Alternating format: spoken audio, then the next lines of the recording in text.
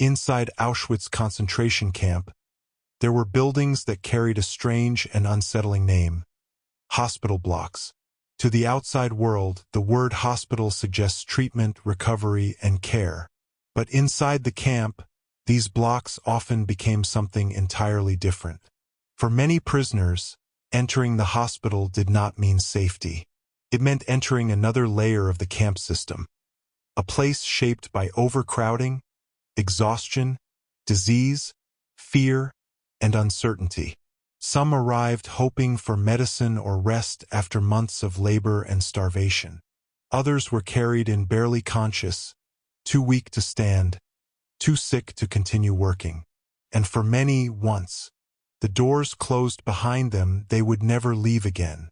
The hospital blocks existed inside a world where survival itself had become fragile. Disease spread quickly through the barracks. Food was scarce. Basic sanitation was almost impossible. Under these conditions, illness became constant, and the camp infirmaries were overwhelmed long before they could ever function like real medical centers. Yet, the hospital blocks also served another purpose within the system. Prisoners who could no longer work were often viewed differently. Weakness, injury, and sickness could place someone in immediate danger inside the camp structure, where the ability to work often determined whether a prisoner would continue to survive another day. Some prisoners tried desperately to avoid the hospital blocks. Others fought to get inside them for even a short moment of rest. And within those buildings, prisoner doctors and nurses, many starving and exhausted themselves, attempted to help with almost no medicine, almost no equipment, and almost no power to change the conditions around them. This documentary explores what really happened inside the Auschwitz hospital blocks, how they functioned, why prisoners feared them, and what daily life looked like inside spaces that carried the name of healing, yet existed within one of the most brutal systems ever created. And before we begin, take a moment to like this video, subscribe to In&Out Nazi Germany, and let me know in the comments where in the world you're watching from. Every story, every memory, and every place matters, and together we keep history alive. Now let's begin. Chapter 1. Segment 1. The buildings meant for the sick. As one begins to examine the hospital blocks inside Auschwitz concentration camp, it becomes increasingly clear that the meaning of the word hospital changed entirely within the environment of the camp, where buildings intended for the sick existed inside a system already overwhelmed by starvation, exhaustion, overcrowding, disease, and constant fear.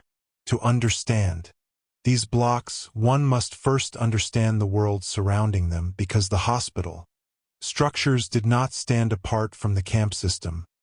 They were deeply shaped by it, functioning within conditions where basic survival had already become fragile long before illness entered the picture. Prisoners arrived at Auschwitz under conditions that severely weakened the body from the very beginning. Long transport journeys with little food or water, exposure to cold, poor sanitation, and physical exhaustion created an environment where disease could spread rapidly, even before individuals entered the camp itself. Once inside, daily life further damaged physical health through forced labor, inadequate nutrition, overcrowded barracks, contaminated water, poor hygiene conditions, and the constant physical and emotional strain of survival. As one reflects on these conditions, it becomes evident that sickness inside the camp was not unusual or exceptional. It became part of ordinary existence.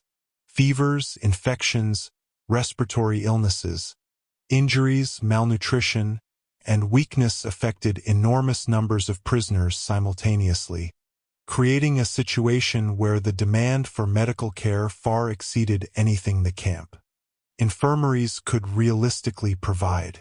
The hospital blocks therefore emerged not as fully functioning medical institutions in the traditional sense, but as spaces attempting to contain overwhelming levels of illness inside a system fundamentally unequipped and often unwilling to support proper care. The buildings themselves varied in appearance and organization depending on the section of Auschwitz in which they were located, yet many shared common characteristics. Overcrowded rooms, rows of wooden bunks, limited ventilation, and minimal access to medicine or medical equipment. As one reflects on the physical environment inside these blocks, it becomes clear that the atmosphere differed greatly from what the word hospital usually suggests. Rather than spaces associated with quiet recovery, cleanliness, and treatment, these blocks often carried the sounds of coughing, groaning, movement, whispered conversations, and the constant presence of weakness and uncertainty. Prisoners arriving at the hospital blocks entered spaces where hundreds of others were already struggling with illness, many lying for long periods, without improvement because resources were too limited to provide effective treatment. The smell inside these buildings was frequently described in survivor testimony as a mixture of sickness, damp clothing, infection, sweat, poor sanitation, and overcrowding, creating an environment where the physical reality of disease could not be separated from the structure itself. As one considers the emotional effect of such surroundings, it becomes evident that entering the hospital blocks often produced conflicting feelings among prisoners. For some, the blocks represented a possible escape from brutal labor details, offering at least temporary shelter indoors and a chance to rest. For others, however, the hospital blocks carried deep fear, because becoming too sick often meant becoming vulnerable within the camp system. A prisoner unable to work could quickly attract attention, and weakness itself became dangerous in an environment where physical usefulness often influenced survival. The hospital blocks therefore existed in a strange position within camp life. They were simultaneously places of hope, fear, exhaustion, and uncertainty. Some prisoners desperately tried to avoid being sent there because they feared they would never return. Others attempted to gain entry because even a short period away from forced labor might allow the body to recover slightly. This contradiction reveals how survival inside Auschwitz constantly forced prisoners to make decisions within impossible conditions, where even seeking medical care carried risk. The prisoner doctors and nurses working inside these hospital blocks also faced extraordinary circumstances. Many were prisoners themselves, starving, exhausted, and living under the same conditions as those they treated.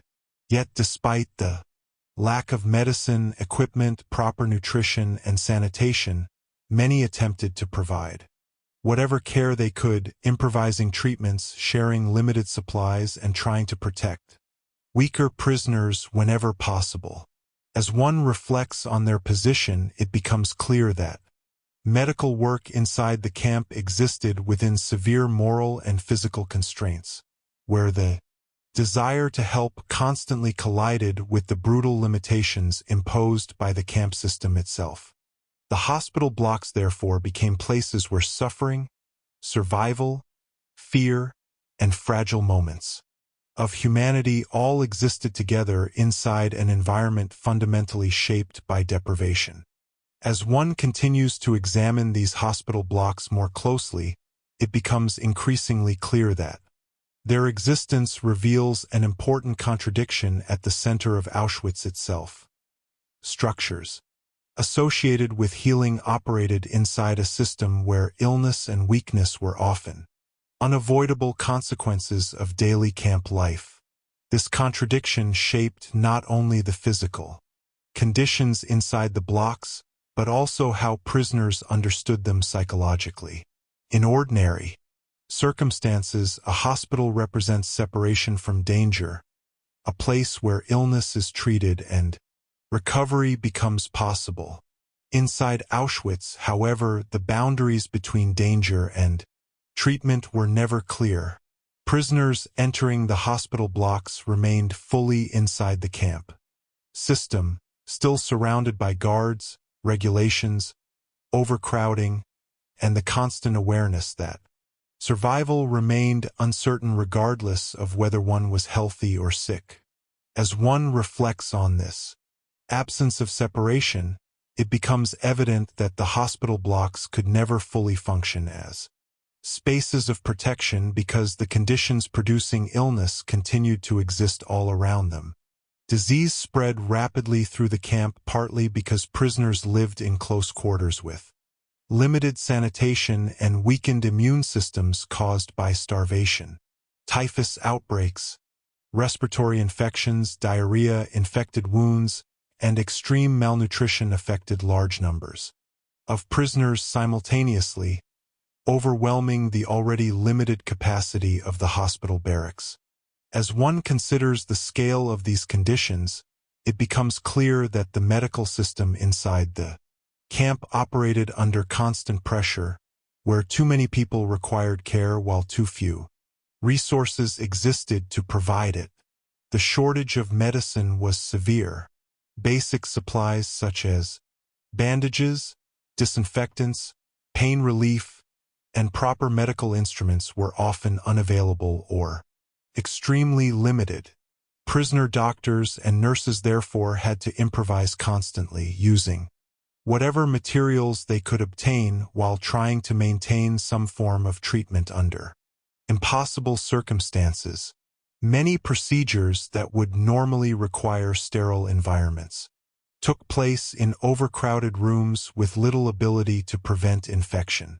As one reflects on these realities, it becomes evident that medical care inside the hospital blocks often focused less on curing illness and more on managing survival moment by moment within a collapsing physical environment.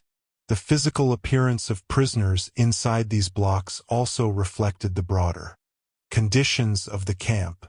Many were severely underweight, too weak to stand without assistance, suffering from visible injuries, fevers, or infections that had worsened over long periods of labor.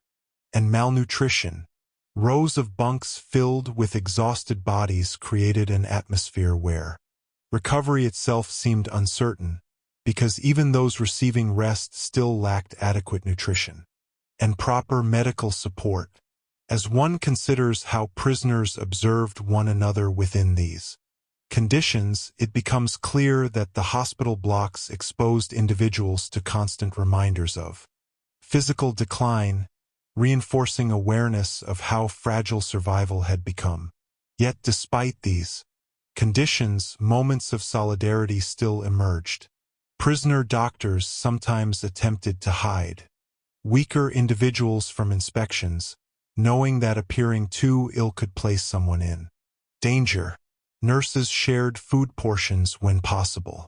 Fellow prisoners helped carry the sick, cleaned wounds, or whispered encouragement to one another during moments of despair. As one reflects on these small actions, it becomes evident that even inside an environment defined by suffering and scarcity, individuals continued searching for ways to preserve dignity and human connection. These moments did not erase the brutality surrounding them, but they reveal how survival inside the hospital blocks involved not only physical endurance but also emotional and social support between prisoners living under extreme conditions. The hospital blocks, therefore, became spaces where the realities of Auschwitz were concentrated and made visible. Disease created by starvation, exhaustion caused by forced labor, overcrowding produced by the camp system itself, and the constant uncertainty surrounding who might survive another day. Understanding these buildings means understanding that they existed not outside the camps brutality but within it, shaped entirely by the larger environment surrounding them. Chapter 1. Segment 2. Why prisoners ended up there. As one continues to examine the hospital blocks inside Auschwitz concentration camp, it becomes increasingly clear that prisoners arrive there through many different paths, yet nearly all of those paths began with the same underlying reality. The camp itself steadily weakened the human body, until illness, injury, or collapse became almost unavoidable. The hospital barracks did not exist separately from daily camp life. They were a direct consequence of it, filled with prisoners whose physical condition had deteriorated under relentless pressure.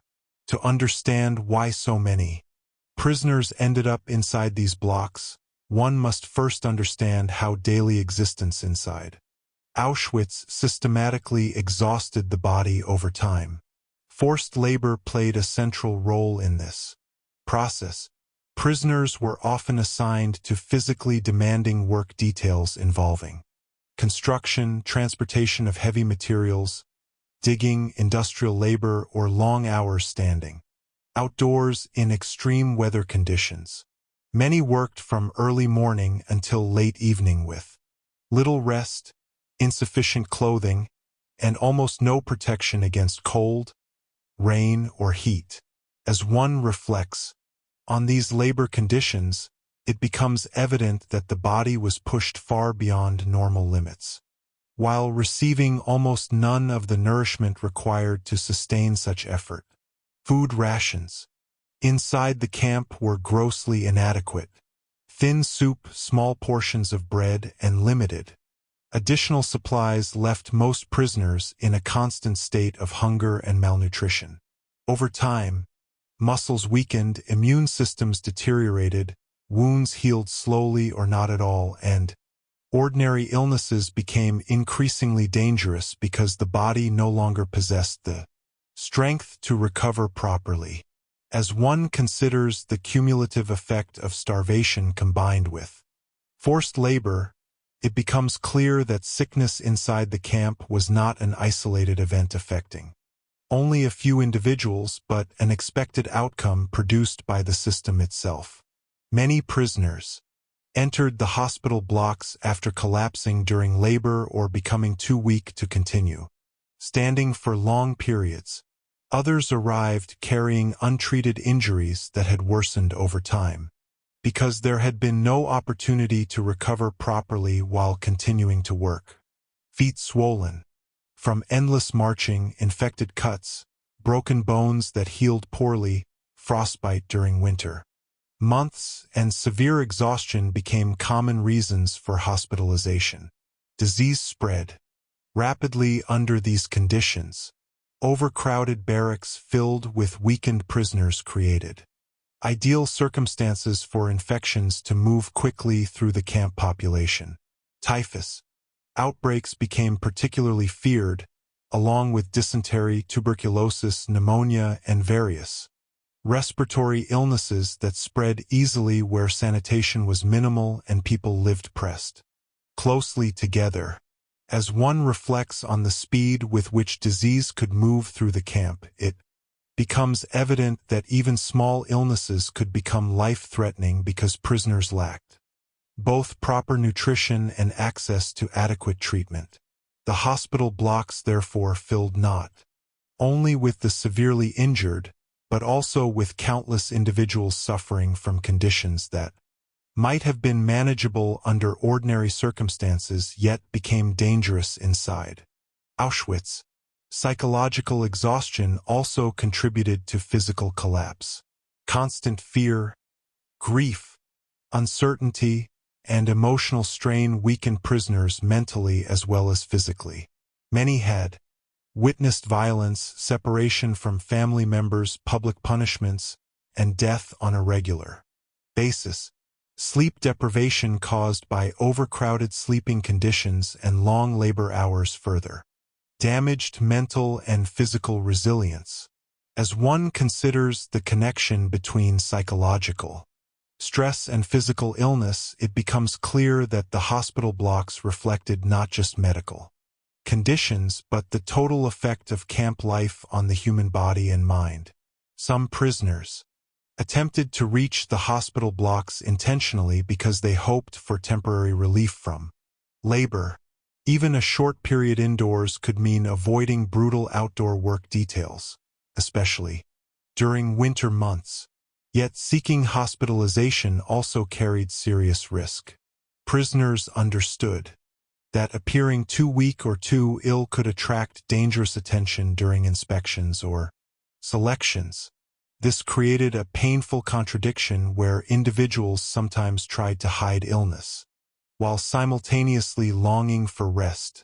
As one reflects on these impossible decisions, it becomes evident that survival inside Auschwitz often required prisoners to constantly calculate how visible their weakness should become. Some delayed seeking help until their condition became critical, because they feared what hospitalization might mean. Others took risks to enter the blocks, shaped not only by sickness itself, but by the difficult survival choices prisoners were forced to make inside an environment where neither work nor illness offered safety. As one continues to examine the different paths that brought prisoners into the hospital blocks, it becomes increasingly clear that these buildings reflected the full range of physical collapse occurring throughout Auschwitz, because nearly every aspect of camp life could eventually lead someone there. New arrivals who had already endured transport conditions sometimes entered the infirmaries almost immediately after registration. Long train journeys packed into overcrowded cattle cars often lasted for days with little ventilation, almost no food or water, and no proper sanitation. By the time prisoners arrived at the camp, many were already dehydrated, feverish, injured, or severely weakened. As one reflects on these transport conditions, it becomes evident that the physical damage began long before prisoners even stepped inside Auschwitz itself. Once inside the camp, the registration process, shaving, disinfection procedures, confiscation of belongings, and assignment to overcrowded barracks introduced individuals into an environment where the body had almost no chance to recover. Illness therefore spread rapidly among new arrivals, especially during periods when large numbers of transports reached the camp. Simultaneously, women, men, elderly prisoners, and younger prisoners all experienced the hospital blocks differently depending on their assigned labor details, physical condition, and the specific section of Auschwitz in which they were held. Some hospital barracks became especially overcrowded during disease outbreaks, with bunks packed tightly together while exhausted. Prisoner doctors struggled to manage the growing number of patients. As one considers how quickly the blocks could become overwhelmed, it becomes clear that the medical system inside the camp was constantly operating beyond capacity. Injuries from labor accidents formed another major reason prisoners ended up hospitalized. Construction work, industrial machinery, falling materials, heavy lifting, and physically dangerous labor details regularly caused serious wounds. Yet, because the camp prioritized labor output rather than prisoner well-being, many injuries worsened before treatment became available. Broken bones, deep cuts, crushed limbs untreated. Infections and severe exhaustion often developed into critical conditions because prisoners continued working while injured for fear of punishment or selection. As one reflects on these conditions, it becomes evident that the hospital blocks often received prisoners only after their bodies had already reached the point of collapse. Seasonal conditions further intensified suffering. Winter created particular danger inside Auschwitz. Prisoners frequently lacked proper shoes, coats, or blankets, forcing them to work outdoors for long hours in freezing temperatures. Frostbite, pneumonia, and respiratory illnesses became widespread, while weakened bodies struggled to survive the cold. During summer months, heat, dehydration, contaminated water, and Overcrowding contributed to disease outbreaks and exhaustion. As one considers how environmental conditions interacted with starvation and forced labor, it becomes clear that the hospital blocks filled with individuals suffering not from isolated medical problems, but from the cumulative effect of the camp environment itself. The psychological meaning of entering the hospital blocks also varied greatly between prisoners. Some viewed hospitalization as a final stage before death because they had seen others disappear after becoming too weak to work. Others remembered brief moments of care or solidarity inside the infirmaries, where doctors and nurses attempted to protect patients despite having almost no resources. This uncertainty shaped how prisoners thought about illness itself. Becoming sick inside Auschwitz did not simply mean becoming physically unwell. It meant entering a dangerous category within the camp structure, where weakness could change how one was treated and whether one remained visible to camp authorities. As one reflects on these fears, it becomes evident that the hospital blocks carried emotional weight far beyond their physical walls. They represented exhaustion, vulnerability, fear, temporary relief, and uncertainty all at once. The people lying inside those barracks came from every part of camp life. Labor details, overcrowded barracks, transport trains, punishment units, and disease outbreaks. Together they formed a concentrated picture of what Auschwitz was doing to the human body over time. Chapter 1. Segment 3. The Fear of Becoming Too Weak. As one continues to explore life inside the hospital blocks of Auschwitz concentration camp, it becomes increasingly clear that one of the deepest fears among prisoners was not simply illness itself, but the moment when weakness became visible. Inside Auschwitz, physical strength was tied directly to survival in ways that shaped nearly every aspect of daily life. The ability to stand during roll call, march to labor details, carry heavy loads, or continue working despite exhaustion, often determined how a prisoner was seen within the camp system. As long as an individual could continue moving, continue working, and continue appearing functional, there remained at least some fragile possibility of survival. But when the body began to fail openly, when a prisoner could no longer hide sickness, injury, or exhaustion, the situation changed immediately. As one reflects on this reality, it becomes evident that fear inside the camp was closely connected to the fear of physical decline becoming impossible to conceal.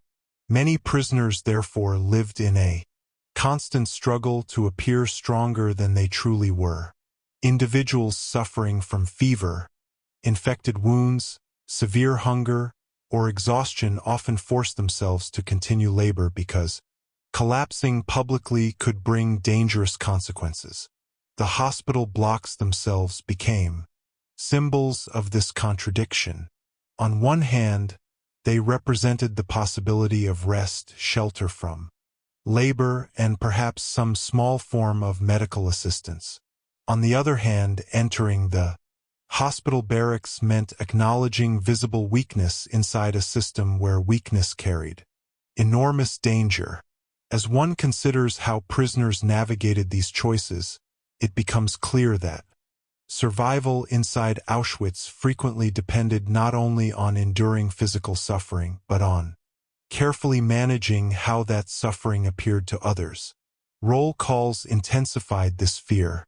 Prisoners were required to stand for long periods outdoors regardless of weather conditions, often while sick, injured, or severely undernourished. Anyone unable to remain upright risked attracting tension. The body therefore became something prisoners constantly monitored, controlled, and pushed beyond normal human limits simply to avoid appearing incapable. As one reflects on this pressure, it becomes evident that physical exhaustion inside Auschwitz carried psychological consequences as well. Prisoners not only feared pain or illness, they feared becoming categorized as useless, unproductive, or too weak to continue functioning within the camp system. The hospital blocks stood at the center of this fear because they represented the visible concentration of physical collapse. Many prisoners observed others entering the infirmaries and never returning. Stories circulated through the barracks about selections among hospitalized prisoners, about patients disappearing after inspections, or about individuals becoming too weak to recover once removed from labor. These stories increased anxiety surrounding hospitalization itself. Some prisoners delayed seeking treatment even when seriously ill because they feared what entering the hospital blocks might mean for their survival chances. Others attempted to leave the infirmaries too early, returning to labor details before their bodies had healed because remaining hospitalized felt equally dangerous. As one reflects on these impossible decisions, it becomes evident that prisoners inside Auschwitz were forced into constant calculations about risk, where neither illness nor treatment offered true safety. The psychological burden of witnessing widespread weakness also shaped life inside the camp. Prisoners saw bodies deteriorating around them every day. Individuals who had once worked beside them gradually became thinner, slower, weaker, until eventually they disappeared into the hospital blocks or failed to return from them. The steady visibility of physical decline created an atmosphere where prisoners became intensely aware of their own bodies and their own vulnerability. Every cough, fever, injury, or moment of dizziness could carry enormous emotional weight because it signaled the possibility of entering the same downward path. As one considers this atmosphere of constant observation and fear, it becomes clear that illness inside Auschwitz was never experienced as a purely medical condition. It was tied directly to survival, visibility, labor, and identity within the camp system itself. The hospital blocks therefore became more than medical spaces. They became symbols of the fragile line, separating temporary endurance from visible collapse. Yet even within this fear, prisoners still attempted to help one another survive. Fellow inmates sometimes supported weaker prisoners during roll calls so they would not fall. Others shared food, offered advice about avoiding inspections, or warned sick individuals when selections were rumored. Prisoner doctors occasionally hid patients or altered records to protect those considered too weak. As one reflects on these acts, it becomes evident that solidarity became one of the few tools prisoners possessed against the constant threat of physical decline. These small efforts could not eliminate the brutality surrounding them, but they reveal how prisoners continued resisting complete isolation, even while living under extraordinary fear and exhaustion. As one continues to examine the fear surrounding weakness inside Auschwitz, it becomes increasingly clear that the body itself became a constant source of anxiety because prisoners understood that physical deterioration could happen gradually, almost invisibly at first, before suddenly becoming impossible to hide. Starvation played a central role in this process. Day after day, inadequate food weakened muscles, slowed movement, reduced concentration, and damaged the immune system. Prisoners often described how hunger changed the way they thought, walked, and interacted with others. Tasks that once seemed manageable became exhausting. Climbing onto bunks, carrying materials, or simply standing for long periods demanded increasing effort from bodies receiving almost no nourishment. As one reflects on this gradual physical decline, it becomes evident that prisoners lived with continuous awareness that their own strength might disappear at any moment. This awareness shaped behavior constantly. Individuals attempted to conserve energy whenever possible, avoided unnecessary movement, and monitored signs of illness among themselves and others. Yet despite these efforts, the camp environment pushed bodies toward collapse through labor, exposure, disease, and exhaustion faster than most prisoners could resist. The hospital blocks therefore represented the visible endpoint of a process many feared was already happening inside them. Entering those buildings often meant confronting physically weakened prisoners in advanced stages of illness or starvation. Rows of emaciated bodies, persistent coughing, fever, infected wounds, and the overwhelming exhaustion filling the infirmary barracks forced prisoners to witness directly what prolonged camp conditions could do to the human body. As one considers the emotional effect of seeing these conditions daily, it becomes clear that the hospital blocks intensified awareness of mortality throughout the camp. Prisoners understood that the difference between working outside and lying inside the infirmary could become dangerously small after weeks or months of starvation and forced labor. Fear also increased because weakness inside Auschwitz rarely existed in isolation. Physical exhaustion affected judgment, concentration, and emotional resilience. Sick prisoners often struggled to maintain hygiene, protect belongings, or defend themselves within overcrowded conditions. As one reflects on these interconnected vulnerabilities, it becomes evident that illness inside the camp threatened not only the body, but the fragile systems prisoners used to survive daily life. Losing physical strength could quickly lead to losing social connections, labor assignments viewed as slightly safer, or the ability to navigate camp routines effectively. This made visible weakness deeply frightening because it signaled the collapse of multiple forms of survival at once. The prisoner doctors and nurses working inside the hospital blocks witnessed this process continuously. Many later described the emotional strain of watching patients arrive already severely weakened while possessing almost no resources capable of reversing their condition. Medicine remained scarce, food inadequate, sanitation poor, and overcrowding constant. As one considers the position of these medical prisoners, it becomes clear that they lived with their own form of fear and helplessness, trying to preserve life within an environment actively destroying it. Yet despite these conditions, many still attempted to provide care however possible. Some shared extra food portions, cleaned wounds carefully despite lacking supplies, or encouraged patience emotionally during moments of despair. These actions reveal how fragile forms of humanity continued surviving inside spaces dominated by suffering and fear. The fear of becoming too weak therefore shaped nearly every aspect of how prisoners understood themselves inside Auschwitz. It influenced decisions about labor, hospitalization, relationships, movement, and daily behavior. It created an environment where individuals constantly measured their own physical condition against those around them, searching for signs of decline while struggling to maintain enough strength to survive one more day.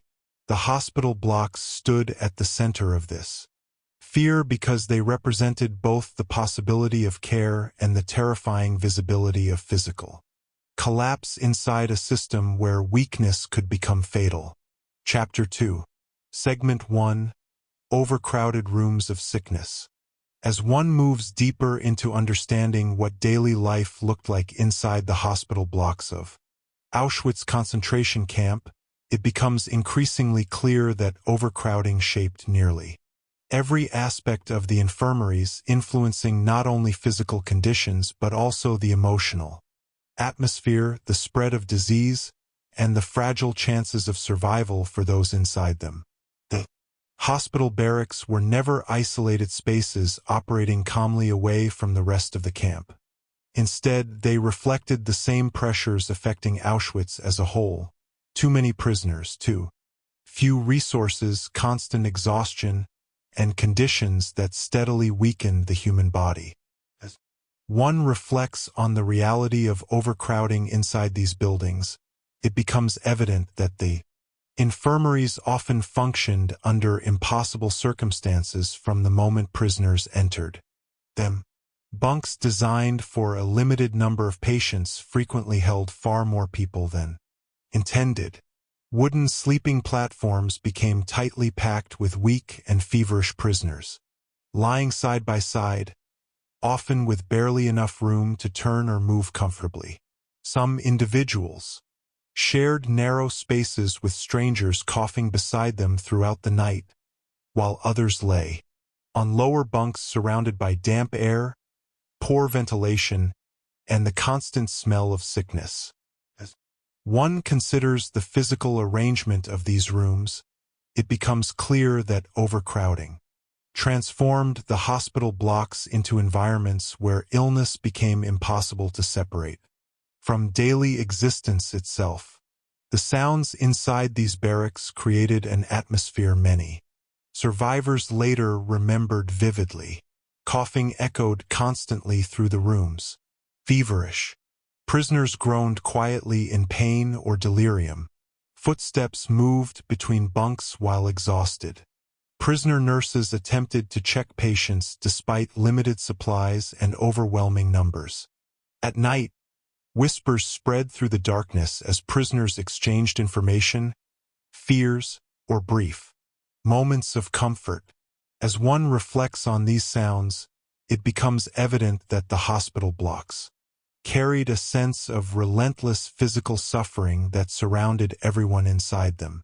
Privacy almost disappeared completely.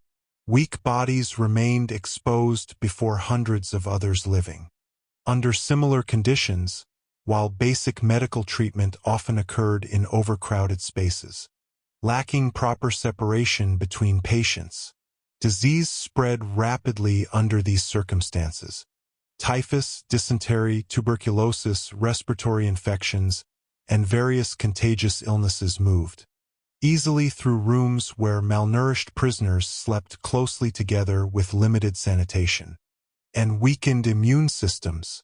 As one considers how quickly sickness could spread inside such conditions, it becomes clear that overcrowding itself became part of the medical crisis.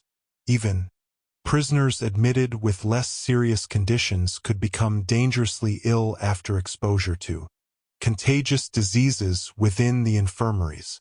The shortage of beds forced some individuals to remain untreated for long periods or share spaces with prisoners in advanced stages of illness. Medical supplies remained severely inadequate. Bandages, disinfectants, medicines, clean water, and proper equipment were often unavailable or extremely limited, meaning prisoner doctors and nurses worked continuously under conditions where they could rarely provide the level of care patients desperately needed. As one reflects on this absence of resources, it becomes evident that overcrowding intensified every other weakness inside the hospital system. Limited food further worsened conditions. Patients requiring recovery from illness or injury continued receiving inadequate nutrition, making healing extremely difficult. Starving bodies lacked the strength necessary to fight infection, repair wounds, or regain energy. Many prisoners entered the infirmaries already severely weakened from months of labor and hunger, only to find themselves surrounded by additional disease and overcrowding. As one considers the emotional impact of existing within such an environment, it becomes clear that hope and despair existed together, constantly inside these rooms. Some prisoners viewed hospitalization as a final chance to rest and recover. Others saw the infirmaries as places where physical decline became impossible to escape. Watching neighboring patients deteriorate or disappear created an atmosphere of fear that spread quietly through the barracks. Yet despite these brutal conditions, forms of solidarity still emerged. Prisoners shared blankets, whispered encouragement, helped lift weaker patients onto bunks, or secretly passed along bits of food whenever possible. Prisoner nurses and doctors themselves, exhausted and underfed, attempted to organize care, separate contagious cases when possible, and provide moments of human attention inside an environment dominated by suffering. As one reflects on these small actions, it becomes evident that even overcrowded spaces filled with sickness still contained efforts to preserve dignity and connection. The infirmaries, therefore, became concentrated reflections of Auschwitz itself. Overcrowded, exhausted, fragile, and shaped entirely by a system where too many people suffered while too little support existed to keep them alive. As one continues to examine life inside these overcrowded infirmary barracks, it becomes increasingly clear that the physical environment itself constantly reminded prisoners how fragile survival had become. The hospital blocks were rarely quiet or stable places of recovery. Instead, they often felt tense, unpredictable, and emotionally heavy because every prisoner inside understood that conditions could change rapidly from one day to the next. New patients arrived continuously from labor details, punishment units, transport groups, and overcrowded camp barracks, bringing fresh waves of illness and injury into already overwhelmed rooms. As one reflects on this constant flow of sick prisoners, it becomes evident that the infirmaries existed under continuous pressure, never fully able to recover or stabilize before new suffering entered the space again. The overcrowding affected not only physical treatment but also emotional relationships between prisoners. Living so closely together meant individuals witnessed one another's pain, weakness, fevers, and fear on a daily basis. Some patients became delirious from high temperatures or infection. Others remained silent for long periods, too exhausted to speak. Death occurred regularly inside these barracks, sometimes quietly during the night while neighboring prisoners slept only inches away. As one considers the emotional effect of living beside such constant reminders of mortality, it becomes clear that overcrowding forced prisoners into direct confrontation with physical decline in ways difficult to escape mentally or emotionally. Sleep itself became difficult. Patients coughed through the night, nurses moved between bunks, sick prisoners shifted in pain, and overcrowded rooms rarely allowed true rest. The smell of sickness, damp clothing, infected wounds, and poor sanitation filled the air continuously. Ventilation remained limited in many blocks, especially during winter when windows stayed closed against freezing temperatures. As one reflects on these sensory conditions, it becomes evident that recovery became almost impossible for many prisoners because the environment itself constantly exhausted the body further. Overcrowding also increased tension and fear. Regarding selections and inspections, prisoners understood that authorities occasionally entered the infirmaries to examine patients, especially those considered too weak to recover or return to labor.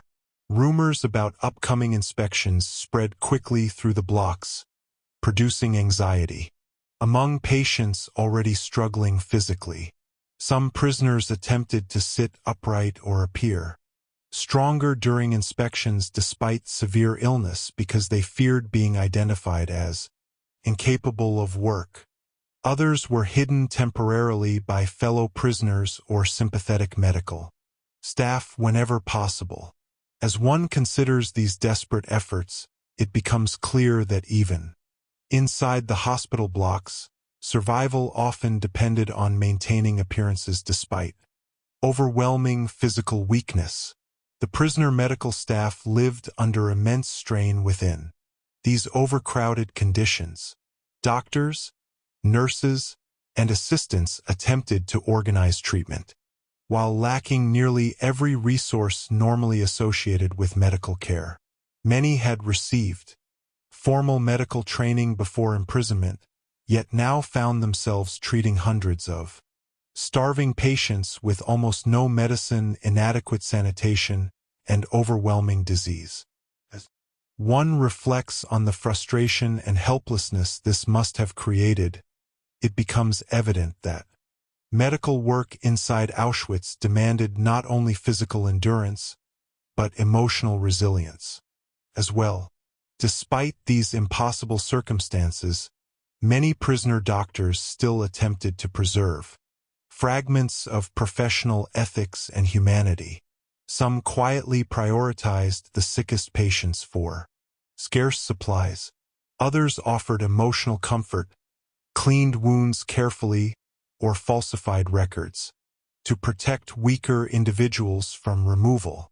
These actions could not solve the larger crisis surrounding them, but they reveal how individuals continued resisting complete moral collapse inside an environment designed around suffering and dehumanization.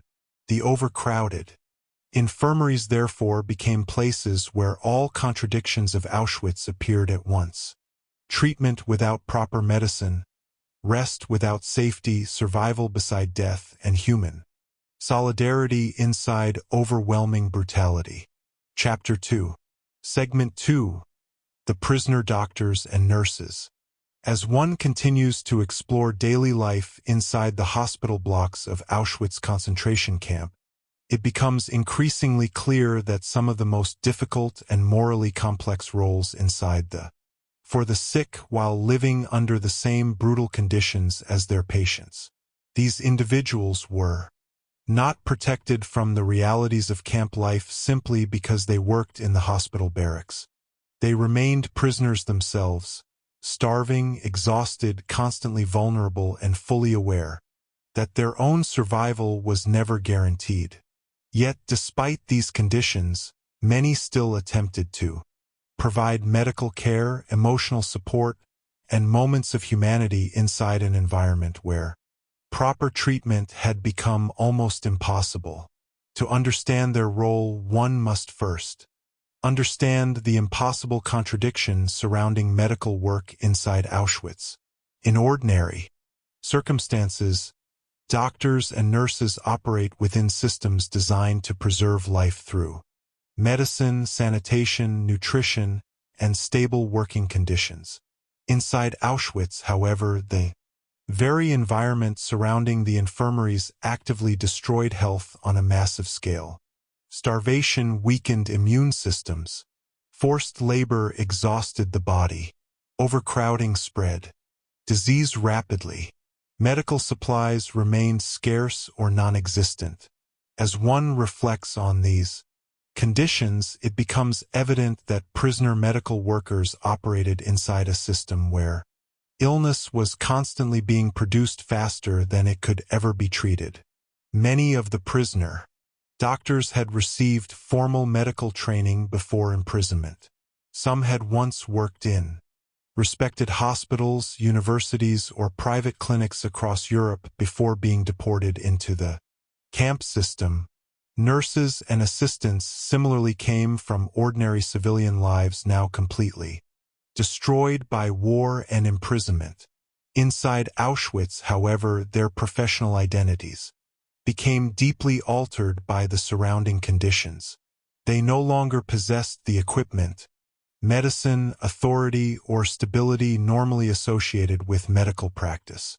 Instead, they worked inside overcrowded barracks filled with starving prisoners while struggling to improvise care, using whatever limited materials they could obtain. As one considers the emotional impact of this transformation, it becomes clear that many prisoner doctors and nurses lived with continuous frustration and helplessness, knowing what proper treatment required while lacking the means to provide it. The daily responsibilities inside the hospital blocks were overwhelming. Prisoner. Medical workers examined fevers, cleaned infected wounds, attempted to control disease outbreaks, distributed scarce medicines, and monitored patients weakened by starvation or labor injuries. They moved constantly between overcrowded bunks filled with coughing, delirious, or exhausted prisoners while trying to make decisions under impossible circumstances. Some had to determine which patients might recover enough to return to labor and which appeared too weak to survive. As one reflects on these decisions, it becomes evident that medical work inside Auschwitz carried emotional burdens difficult to imagine because every judgment occurred within a system where resources remained catastrophically insufficient. Disease outbreaks created particular pressure. During typhus epidemics, for example, prisoner doctors and nurses worked among highly contagious patients while lacking proper sanitation, protective equipment, or adequate isolation facilities. They themselves risked becoming infected while continuing to care for others. Many medical workers eventually became sick from the same diseases spreading through the barracks. As one considers this constant exposure to illness, it becomes clear that the hospital staff lived under continuous physical danger alongside their patients. Yet despite these conditions, survivor testimony repeatedly describes prisoner doctors and nurses attempting small acts of protection and solidarity whenever possible. Some secretly shared extra food portions with critically weak patients. Others tried to hide severely ill prisoners during inspections or selections. Medical records were sometimes altered to protect individuals viewed as too weak to continue labor. Nurses cleaned wounds carefully even when supplies were nearly gone, while doctors offered emotional reassurance despite understanding how limited their actual power remained.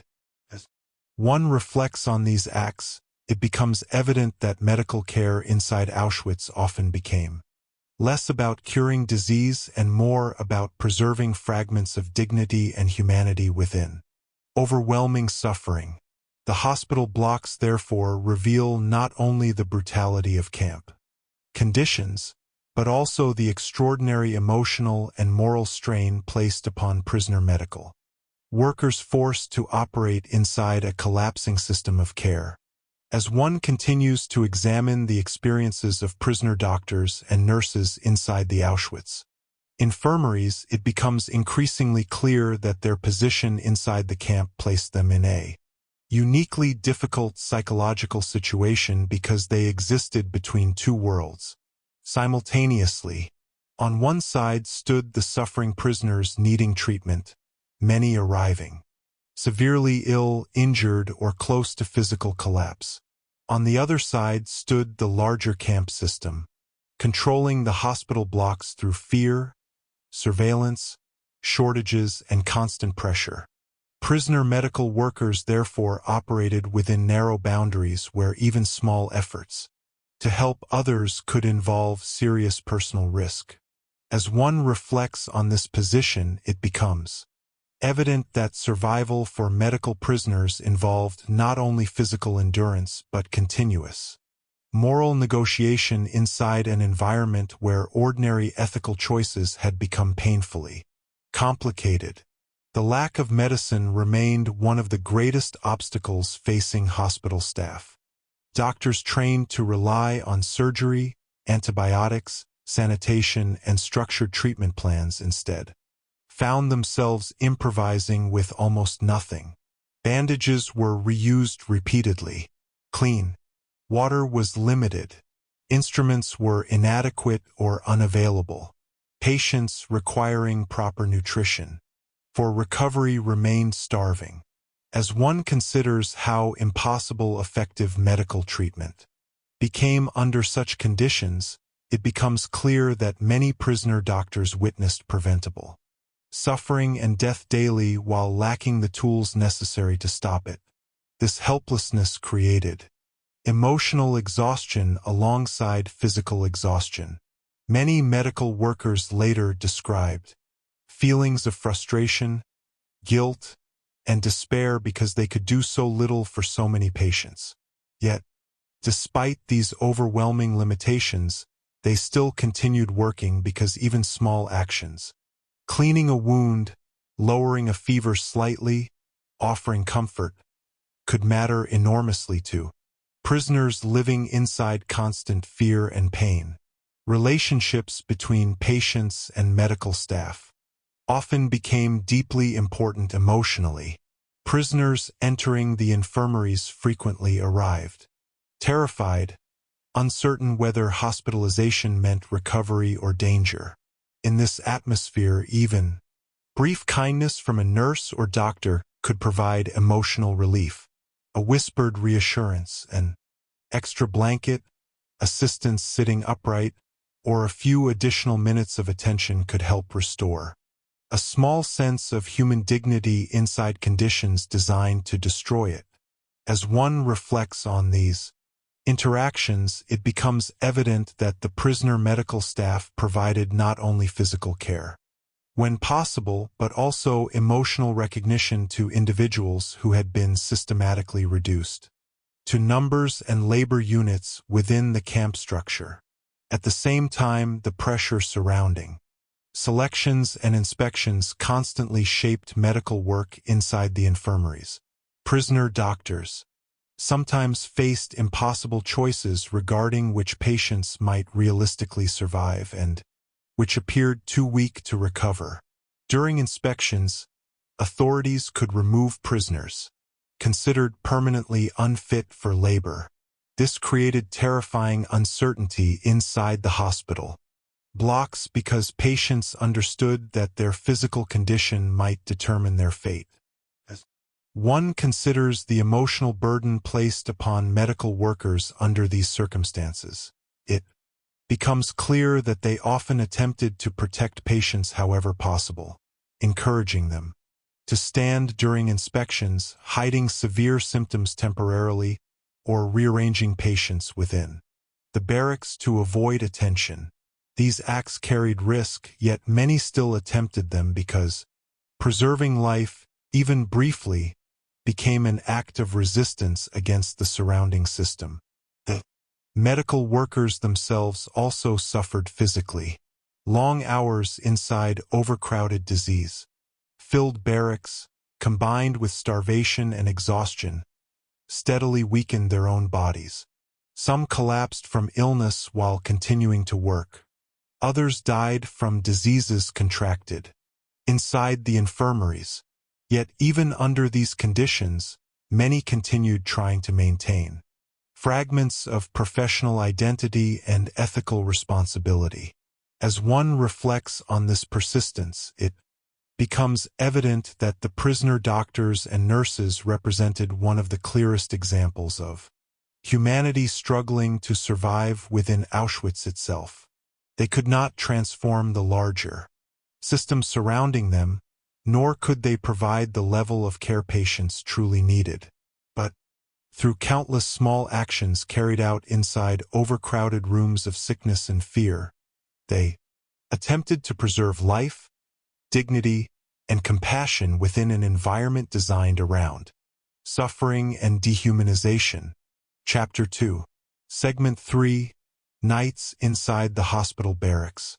As one continues to explore daily existence inside the hospital blocks of Auschwitz concentration camp, it becomes increasingly clear that nighttime inside the infirmary barracks carried a different kind of fear and exhaustion than the daytime hours, because once the movement of labor details slowed and darkness settled over the camp, the physical suffering, uncertainty, and emotional strain inside the overcrowded hospital rooms became even more difficult to escape.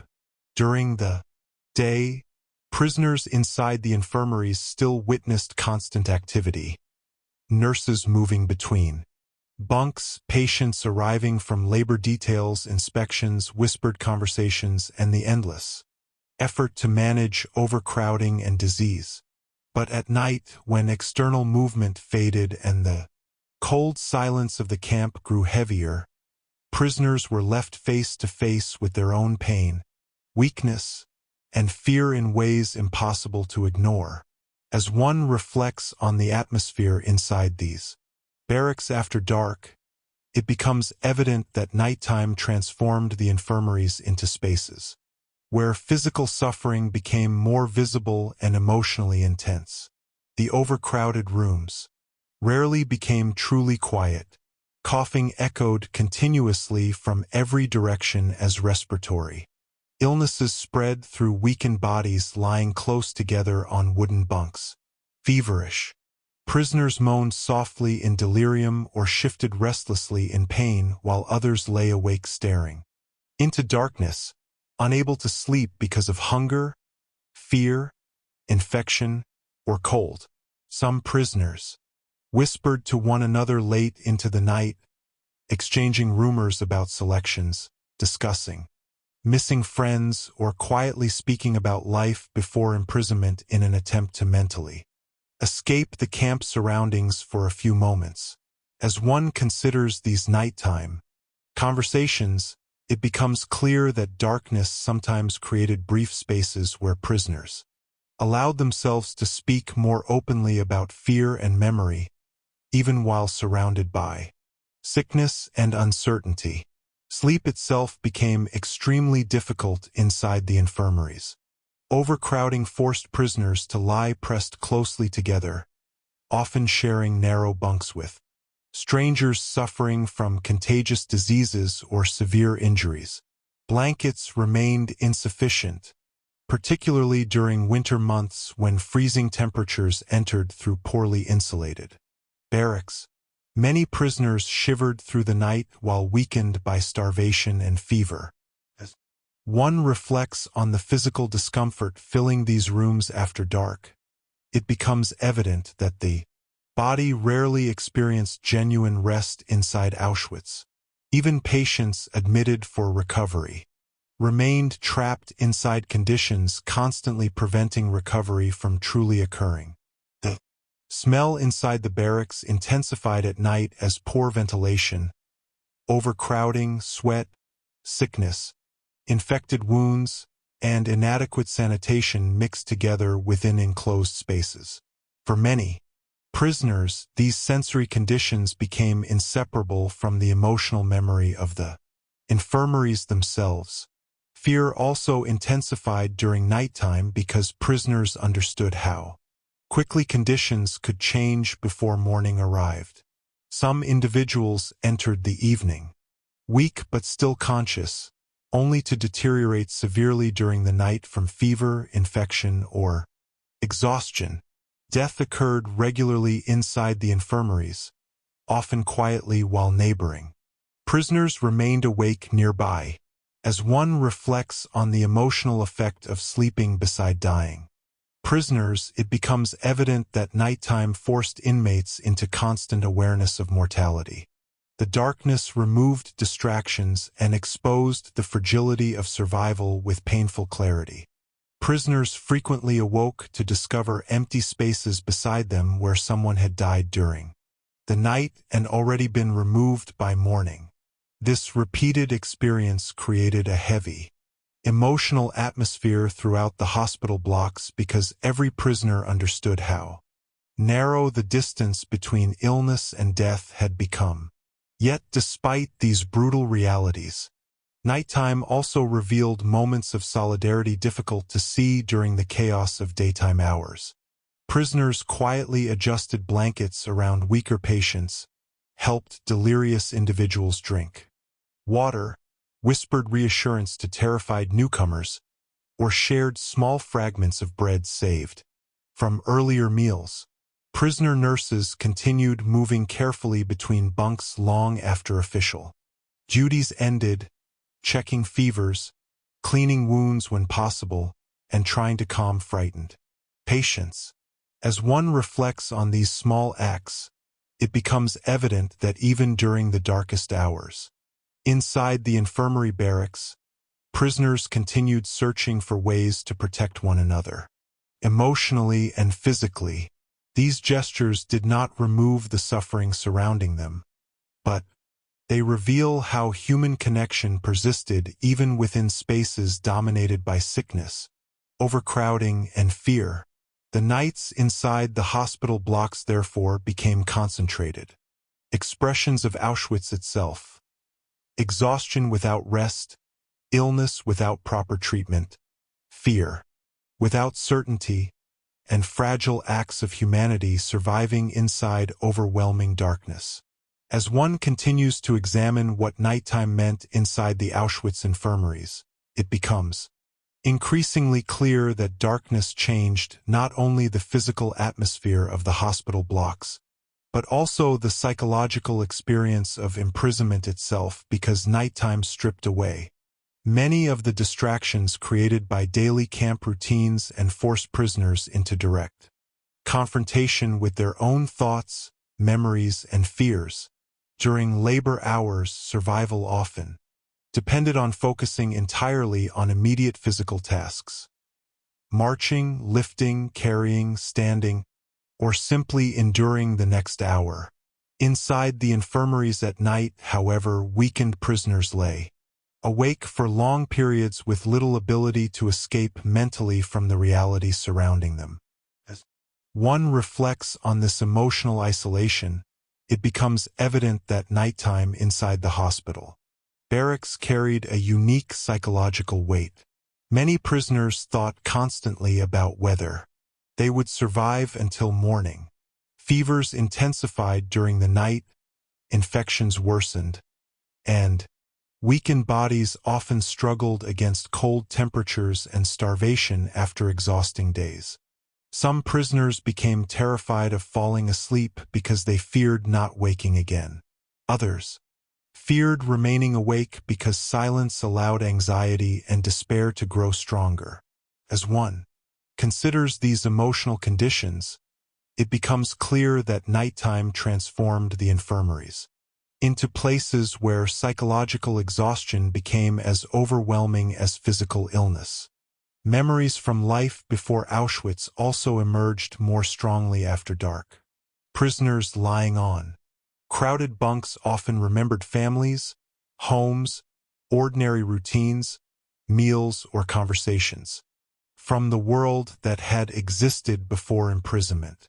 These memories could provide temporary emotional comfort, but they could also deepen grief because they reminded prisoners how completely their lives had changed. Whispered conversations between patients sometimes revolved around these memories as individuals attempted to hold onto fragments of personal identity inside an environment designed to erase individuality. As one reflects on these nighttime exchanges, it becomes evident that memory itself became a form of resistance against dehumanization.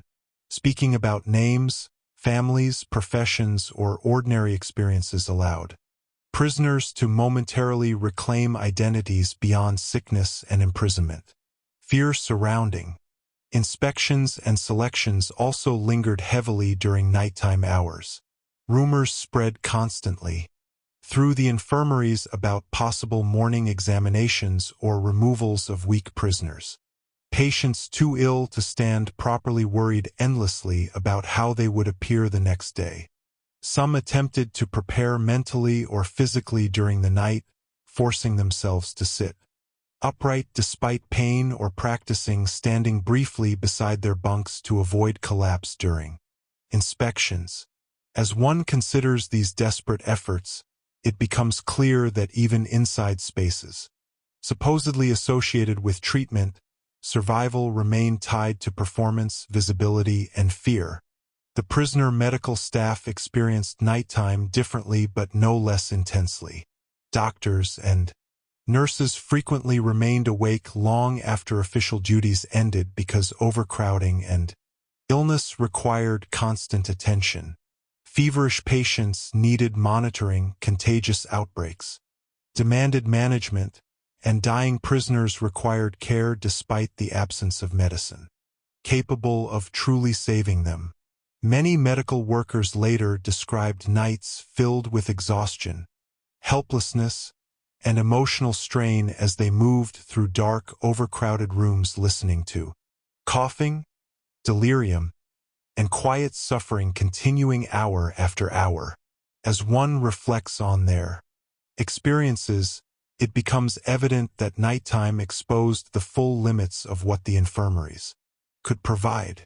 No amount of effort from prisoner doctors or nurses could fully overcome the starvation, disease, overcrowding, and brutality surrounding the hospital blocks. Yet despite these limits, they continued trying to preserve small moments of care because even minimal comfort mattered deeply inside such conditions. By morning, prisoners who survived the night often faced the same uncertainty again. Inspections, disease, hunger, overcrowding, and the constant fear of physical decline. The cycle repeated endlessly. The nights inside the infirmaries therefore reveal not only the physical suffering of Auschwitz, but also the emotional endurance required simply to remain alive inside spaces where rest, safety, and recovery never truly existed. Chapter 3, Segment 1, When Sickness Became Dangerous. As one continues deeper into understanding life inside the hospital blocks of Auschwitz concentration camp, it becomes increasingly clear that illness inside the camp carried a meaning far beyond physical suffering alone, because sickness could quickly transform a prisoner's position within the camp system itself, turning weakness into something dangerous, visible, and deeply feared. In ordinary life, illness often leads individuals toward care, protection, and recovery. Inside Auschwitz, however, sickness existed within an environment where survival depended heavily on maintaining physical usefulness, especially the ability to continue labor. As one reflects on this brutal reality, it becomes evident that prisoners did not simply fear pain or disease, they feared what illness might cause others to see in them. The moment weakness became visible, a prisoner risked entering a dangerous category within the camp structure, where being unable to work could attract attention and alter one's chances of survival. This fear shaped how prisoners understood their own bodies every day. Individuals suffering from fever, infection, exhaustion, or injury often attempted to hide symptoms as long as possible. Prisoners forced themselves to stand during roll calls despite dizziness, marched to labor details while running fevers, and continued carrying heavy materials on swollen or injured feet because collapsing publicly could have severe consequences. As one considers how much physical suffering prisoners concealed simply to avoid appearing weak, it becomes clear that illness inside Auschwitz became inseparable from fear and survival calculations. The hospital blocks stood at the center of this anxiety because they represented the visible concentration of sickness within the camp. Prisoners entering the infirmaries were no longer able to fully hide their physical condition, and this visibility itself created danger. Disease outbreaks intensified these fears dramatically. Typhus, dysentery, tuberculosis, pneumonia, and severe infections spread rapidly through overcrowded barracks where starvation had already weakened immune systems. During epidemics, large numbers of prisoners became sick simultaneously, overwhelming the already limited hospital facilities. As one reflects on these outbreaks, it becomes evident that the infirmaries transformed into places where physical collapse became concentrated and impossible to ignore. Rows of feverish prisoners filled overcrowded rooms while exhausted medical staff struggled to provide care with almost no medicine or equipment. The sight of severely weakened Bodies lying motionless on bunks reinforced fear throughout the camp because every prisoner understood how quickly illness could progress under such conditions. Yet beyond the physical suffering itself, another layer of fear surrounded hospitalization, selections and inspections. Involving sick prisoners, rumors spread constantly through the barracks about examinations, where authorities identified individuals considered too weak to recover or return to labor. These rumors created enormous psychological pressure inside the infirmaries. Prisoners too ill to stand properly feared attracting attention during inspections. Some attempted to sit upright despite severe fever or exhaustion. Others tried desperately to leave the hospital blocks before recovering, fully because remaining there too long felt dangerous.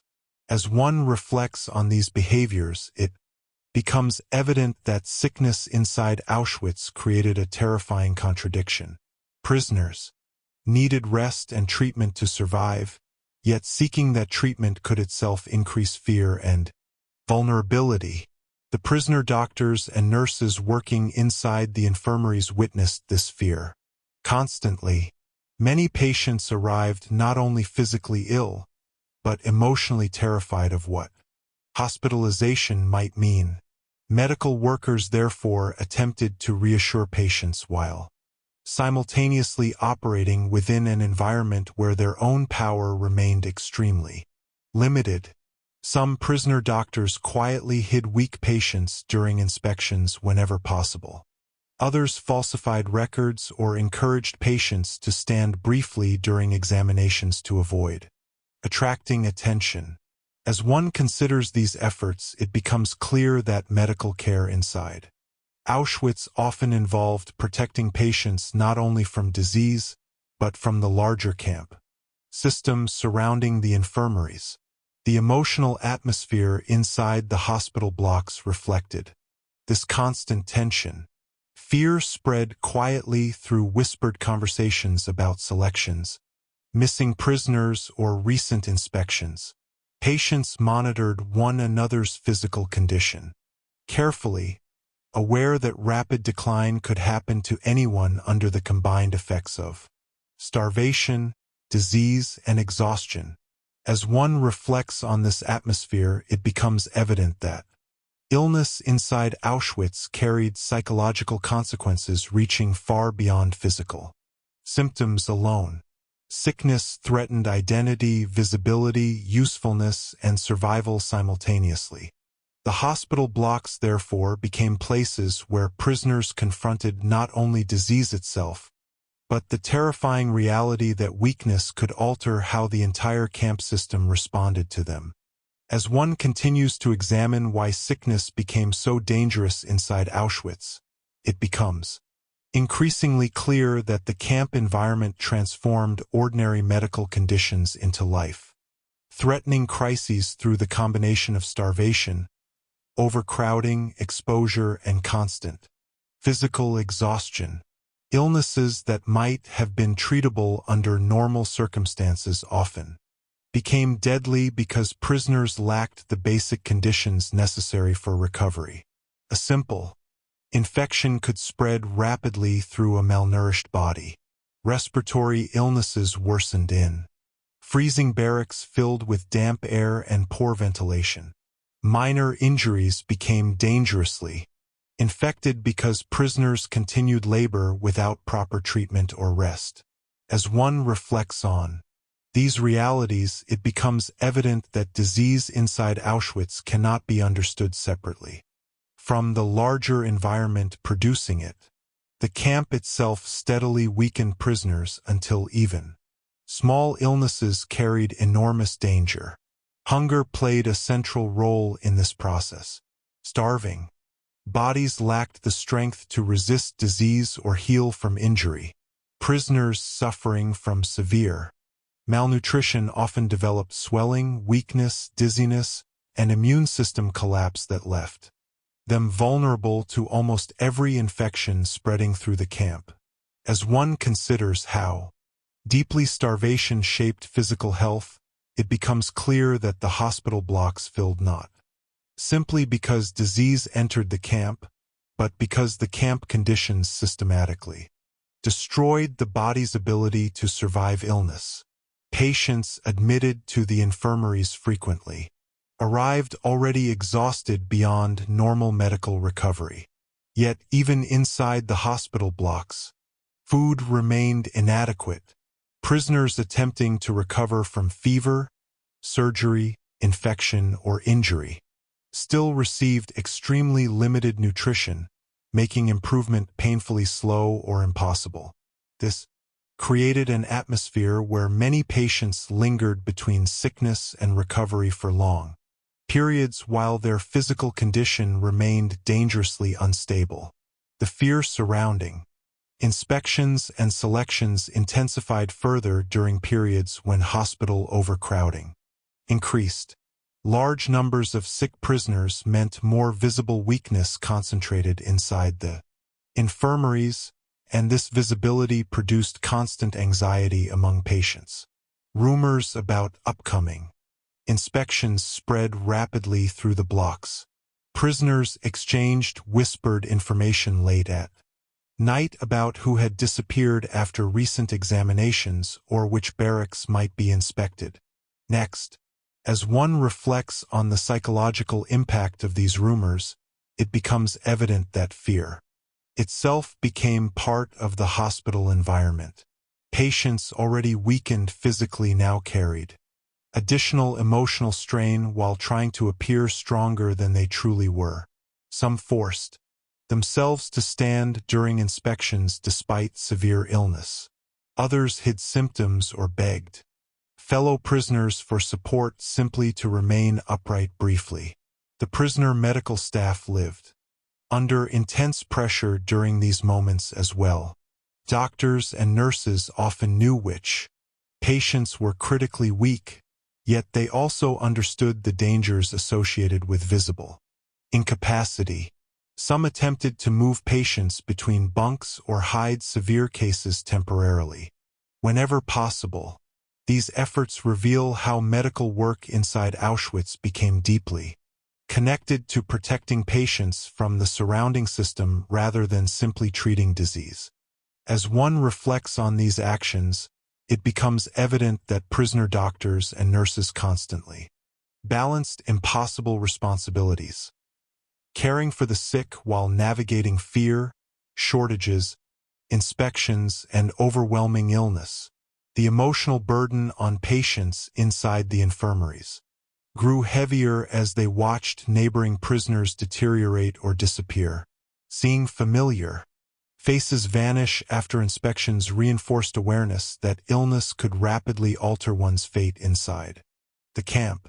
This constant visibility of physical decline shaped how prisoners thought about their own bodies every day. Every fever, cough, or moment of weakness carried psychological weight, because it signaled potential movement toward the same dangerous condition they observed. Around them, the hospital blocks therefore became places where the connection between sickness and fear was impossible to separate. Illness inside Auschwitz meant more than physical suffering alone.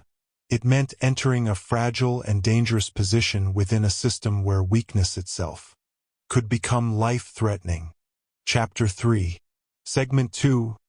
Inspections inside the hospital blocks. As one continues to explore the atmosphere inside the hospital blocks of Auschwitz concentration camp, it becomes increasingly clear that inspections inside the infirmaries created some of the most psychologically terrifying moments prisoners experienced, because these inspections transformed spaces associated with sickness and recovery into places of judgment, uncertainty, and intense fear. The hospital barracks were already overcrowded with starving, feverish, and exhausted prisoners struggling simply to survive each day. Yet when rumors spread that inspections were approaching, the emotional atmosphere changed immediately. Conversations quieted, anxiety moved through the rooms, and prisoners who could barely sit upright often forced themselves to prepare physically for the possibility of being examined. As one reflects on this atmosphere of anticipation, it becomes evident that inspections inside the infirmaries carried a unique kind of terror because patients understood how vulnerable visible weakness had made them. The physical appearance of prisoners became central during these moments. Bodies, reduced by starvation, disease, and labor exhaustion, were now being observed closely within a system where the ability to work often determined survival. Prisoners lying motionless with high fevers, severe infections, or advanced weakness feared being identified as incapable of recovery. As one considers the emotional strain this created, it becomes clear that many patients experienced inspections not simply as medical evaluations, but as moments where their future inside the camp could suddenly change. Some prisoners attempted desperately to appear stronger than they truly were. Individuals who had spent days barely able to stand forced themselves upright beside their bunks. Others pinched their cheeks to create slight color in faces hollowed by hunger or tried to control visible trembling caused by fever and weakness. Fellow prisoners sometimes physically supported one another during inspections, holding weakened patients steady long enough to avoid collapse. As one reflects on these desperate efforts, it becomes evident that survival inside the infirmaries often depended on performance as much as physical reality. The prisoner doctors and nurses working inside the hospital blocks experienced these inspections with their own intense fear and moral pressure. Many understood which patients were critically weak and unlikely to survive further labor. At the same time, they recognized the danger associated with visible incapacity during inspections. Some medical workers attempted quietly to protect vulnerable prisoners whenever possible. Patients considered especially weak might be hidden temporarily in less visible corners of the barracks, moved between bunks, or encouraged carefully beforehand about how to behave during examinations. Medical records were sometimes adjusted in attempts to make conditions appear less severe. As one considers these actions, it becomes clear that prisoner medical staff were not simply treating illness. They were constantly trying to shield patients from the larger mechanisms of the camp system. Yet these efforts existed under enormous risk because the hospital blocks remained heavily controlled environments where prisoner staff themselves lived under constant surveillance and danger. The inspections also intensified awareness of how fragile survival had become inside Auschwitz. Prisoners watched neighboring patients disappear after certain examinations and understood that severe illness could rapidly alter one's position within the camp. This visibility created a psychological atmosphere where everyone inside the infirmaries constantly observed not only their own condition, but the condition of others around them. As one reflects on this shared awareness, it becomes evident that the hospital barracks functioned almost like mirrors reflecting the physical consequences of the camp itself. Starvation, labor exhaustion, disease, and overcrowding became visible through the bodies filling the infirmaries, and inspections forced prisoners to confront the terrifying reality that physical weakness could determine their future. The emotional tension surrounding these moments often lingered long after inspections ended. Patients whispered late into the night about who had been removed, who might be inspected next, or whether rumors of future examinations were true. Fear spread quietly through overcrowded rooms already filled with sickness and uncertainty. Yet even during these moments, solidarity sometimes appeared in small but powerful ways. Prisoners warned one another about inspections in advance, shared advice about how to appear healthier or physically supported weaker inmates during examinations.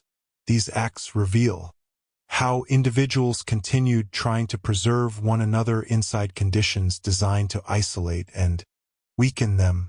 The inspections inside the hospital blocks therefore became far more than administrative procedures. They became moments where sickness, fear, survival, and visibility collided directly within the lives of already exhausted prisoners. As one continues to examine the emotional impact of inspections inside the Auschwitz infirmaries, it becomes increasingly clear that these moments affected prisoners not only during the inspections themselves, but continuously before and after them, shaping how individuals understood illness, hospitalization, and their own physical condition every single day. The fear surrounding inspections existed partly because uncertainty dominated life inside the hospital blocks. Prisoners rarely knew exactly when examinations might occur, who would conduct them, or how decisions would be made regarding visibly weak patients.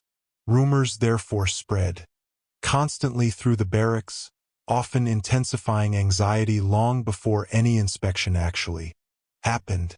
Some prisoners spent nights awake worrying about whether they would be strong enough to stand the following morning. Others debated whether remaining in the infirmary was safer than returning prematurely to labor despite ongoing illness. As one reflects on these impossible calculations, it becomes evident that hospitalization inside Auschwitz placed prisoners into a constant state of psychological instability where neither sickness nor recovery offered true security. The physical environment of the hospital blocks intensified this fear further. Overcrowded rooms filled with visibly weakened bodies created continuous reminders of physical decline. Patients lying beside one another observed fevers worsening, wounds becoming infected, and exhausted prisoners losing the strength even to speak or sit upright. As one considers the emotional effect of witnessing such deterioration daily, it becomes clear that inspections carried additional terror because prisoners could easily imagine themselves reaching the same condition. Every cough, moment of dizziness, or increase in fever became psychologically significant, because individuals understood how quickly weakness could become visible to others.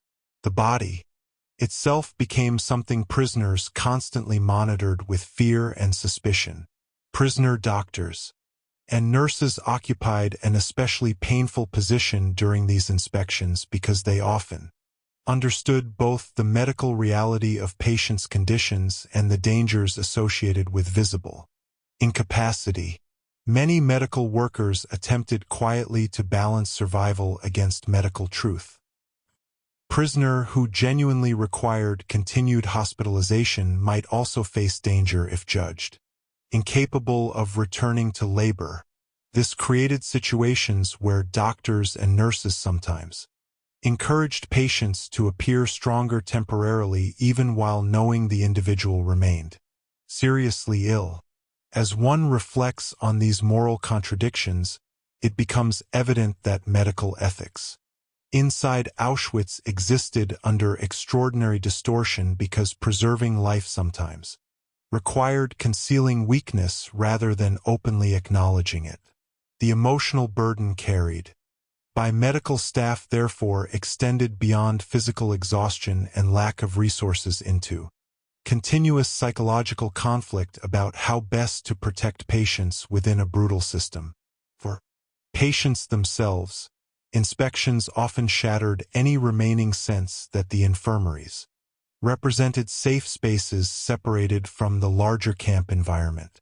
The hospital blocks might provide temporary shelter from labor, but they remained fully integrated into the mechanisms of fear and control surrounding Auschwitz. As one considers this reality, it becomes clear that the boundaries between treatment and danger disappeared almost entirely inside the camp.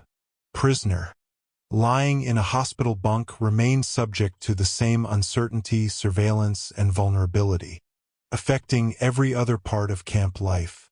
This understanding shaped how prisoners viewed illness itself. Becoming sick no longer meant simply needing care. It meant entering a dangerous condition where visibility, weakness, and survival became tightly connected. Yet even within this atmosphere of fear, prisoners continued finding ways to help one another endure emotionally. Experienced inmates advised newcomers on how inspections worked. Patients warned each other when guards or officials approached. Some prisoners physically lifted weaker companions during examinations or shared small portions of food to help someone regain enough strength to stand. These acts could not eliminate the larger terror surrounding inspections, but they reveal how solidarity persisted inside environments designed around isolation and fear. The inspections inside the hospital blocks therefore expose one of the most painful contradictions of Auschwitz. Spaces intended for the sick became places where visible illness itself could become dangerous, forcing prisoners to struggle not only against disease, but against the terrifying consequences of appearing too weak within the camp system. Chapter 3. Segment 3. The Prisoners Who Never Returned. As one continues to examine the reality of life inside the hospital blocks of Auschwitz concentration camp, it becomes increasingly clear that one of the deepest fears surrounding the infirmaries came from the simple fact that many prisoners who entered them were never seen again by those who remained outside. This absence shaped the emotional atmosphere of the camp in profound ways because prisoners constantly watched people disappear into the hospital barracks without knowing whether they had died from illness, been removed during inspections, or simply vanished into the larger machinery of the camp system. Over time, the infirmaries became associated not only with sickness and treatment, but with uncertainty itself. As one reflects on this uncertainty, it becomes evident that the fear surrounding hospitalization often grew stronger precisely because prisoners lacked clear information about what happened behind the walls of the overcrowded medical barracks. In ordinary circumstances, hospitals are places where people expect recovery, communication, and eventual return. Inside Auschwitz, however, prisoners frequently saw fellow inmates taken to the infirmaries in weakened condition and then never encountered them again. This repeated experience created a psychological association between hospitalization and disappearance that spread quietly through the camp population. Prisoners arriving at labor details noticed empty spaces where familiar faces once stood. Friends asked one another whether someone from a particular barrack had returned from the hospital yet.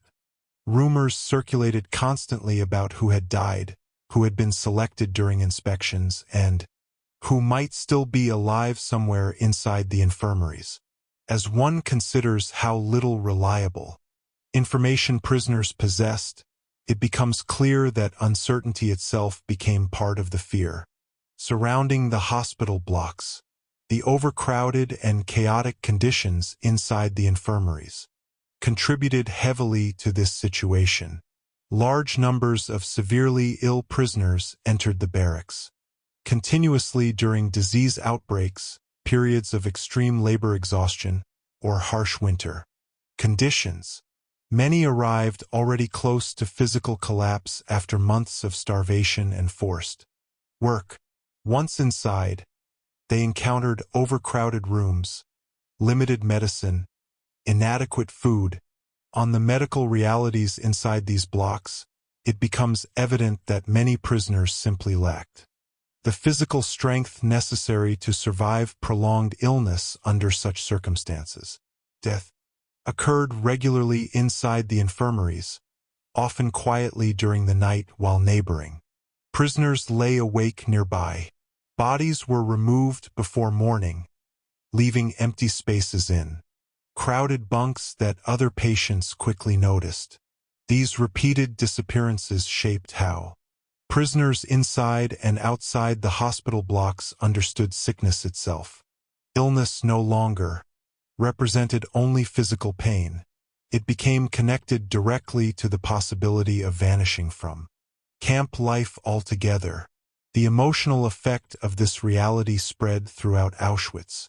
Prisoners often delayed seeking medical help because they feared entering the infirmaries and not returning.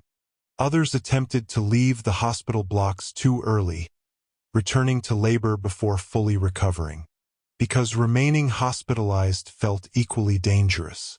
As one considers these impossible choices, it becomes clear that prisoners constantly balanced physical survival against fear of visibility and disappearance. The prisoner doctors and nurses working inside the infirmaries witnessed these disappearances continuously. Many later described the emotional burden of watching patients arrive exhausted beyond recovery while lacking the resources capable of saving them. Some prisoners deteriorated rapidly despite every effort medical staff could provide. Others disappeared after inspections or selections targeting visibly weak patients. As one reflects on the position of these medical workers, it becomes evident that they carried not only the strain of treating overwhelming illness, but also the emotional weight of knowing many patients would never leave the infirmaries alive. Yet, despite these brutal realities, prisoner doctors and nurses often tried desperately to preserve hope and dignity for patients whenever possible. They spoke reassuringly to frighten newcomers, attempted to hide vulnerable prisoners during inspections, and maintained small acts of compassion even inside overcrowded rooms filled with fear and sickness. Fellow prisoners also struggled emotionally with the constant disappearances surrounding the infirmaries. Watching familiar individuals vanish into the hospital blocks reinforced awareness that survival inside Auschwitz remained fragile and unpredictable for everyone.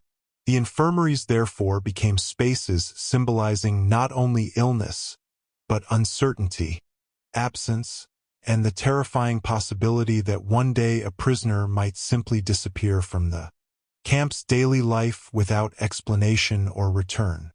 As one continues to examine why the prisoners who never returned left such a powerful emotional mark on camp life, it becomes increasingly clear that disappearance inside Auschwitz affected survivors psychologically because it created a constant sense of unfinished reality. Prisoners often never learned exactly what happened to those who vanished into the infirmaries. In many cases, there were no final conversations, no confirmed explanations, and no clear separation between illness, death, and removal from the camp system. This uncertainty forced prisoners to live with unanswered questions while continuing daily survival routines under extreme pressure. As one reflects on this absence of closure, it becomes evident that disappearance carried emotional weight beyond death alone because uncertainty allowed fear and imagination to grow continuously. Friends, work partners, and Barak companions frequently spoke quietly about missing prisoners long after they had disappeared from view. Some hoped individuals might still be alive in another section of the infirmaries. Others suspected they had died during the night or after inspections. Rumors spread quickly through overcrowded barracks because information inside the camp remained fragmented and unreliable. As one considers how prisoners attempted to understand these disappearances, it becomes clear that the lack of certainty intensified psychological strain throughout the camp. Every prisoner understood that illness could suddenly move someone from ordinary camp routines into the hidden world of the infirmaries, where survival became even more uncertain than before. The physical structure of the hospital blocks contributed to this emotional separation. Many prisoners outside the infirmaries knew little about what conditions inside truly looked like unless they themselves had previously been hospitalized. The buildings therefore developed an almost symbolic presence inside camp life. Places associated with weakness, overcrowding, sickness, and disappearance. Prisoners walking past the infirmaries often wondered whether acquaintances inside would ever emerge again. As one reflects on this symbolic role, it becomes evident that the hospital blocks represented one of the clearest boundaries between visible camp life and the uncertain fate awaiting the severely sick. The emotional impact on prisoner medical workers was equally profound. Doctors and nurses not only treated suffering patients, but also witnessed the gradual disappearance of individuals they had spoken with, examined, or attempted to protect. Some medical staff formed emotional connections with long-term patients, especially those fighting severe illness for weeks, while overcrowded conditions and starvation steadily weakened them further. Watching these individuals vanish through death or removal created emotional exhaustion that accumulated continuously over time. As one considers this burden, it becomes clear that medical workers inside Auschwitz experienced a form of grief made even more painful by the impossibility of fully expressing or processing it within camp conditions. Yet, despite these repeated losses, many prisoner doctors and nurses continued trying to provide care because preserving even small chances of survival still mattered deeply inside the infirmaries. The prisoners who never returned also shaped how survivors later remembered the hospital blocks after liberation. Survivor testimonies often describe specific individuals who disappeared into the infirmaries and were never seen again, illustrating how absence itself became part of memory. Empty spaces inside barracks, missing names during roll calls, or abandoned belongings left behind by hospitalized prisoners remained emotionally significant long afterward because they represented people whose stories ended invisibly within the camp system. As one reflects on these memories, it becomes evident that disappearance inside Auschwitz functioned as a form of emotional erasure, where individuals vanished from daily life without certainty, explanation, or proper farewell. Yet through survivor testimony, many of these disappearances were later remembered and spoken about again, restoring at least fragments of identity to people who otherwise risked becoming completely lost within the overwhelming scale of suffering surrounding the camp. The hospital blocks, therefore, became places deeply connected to absence itself, spaces where illness, fear, uncertainty, and disappearance converged inside one of the most brutal environments prisoners were forced to endure. Chapter 4. Segment 1. Small acts that kept people alive.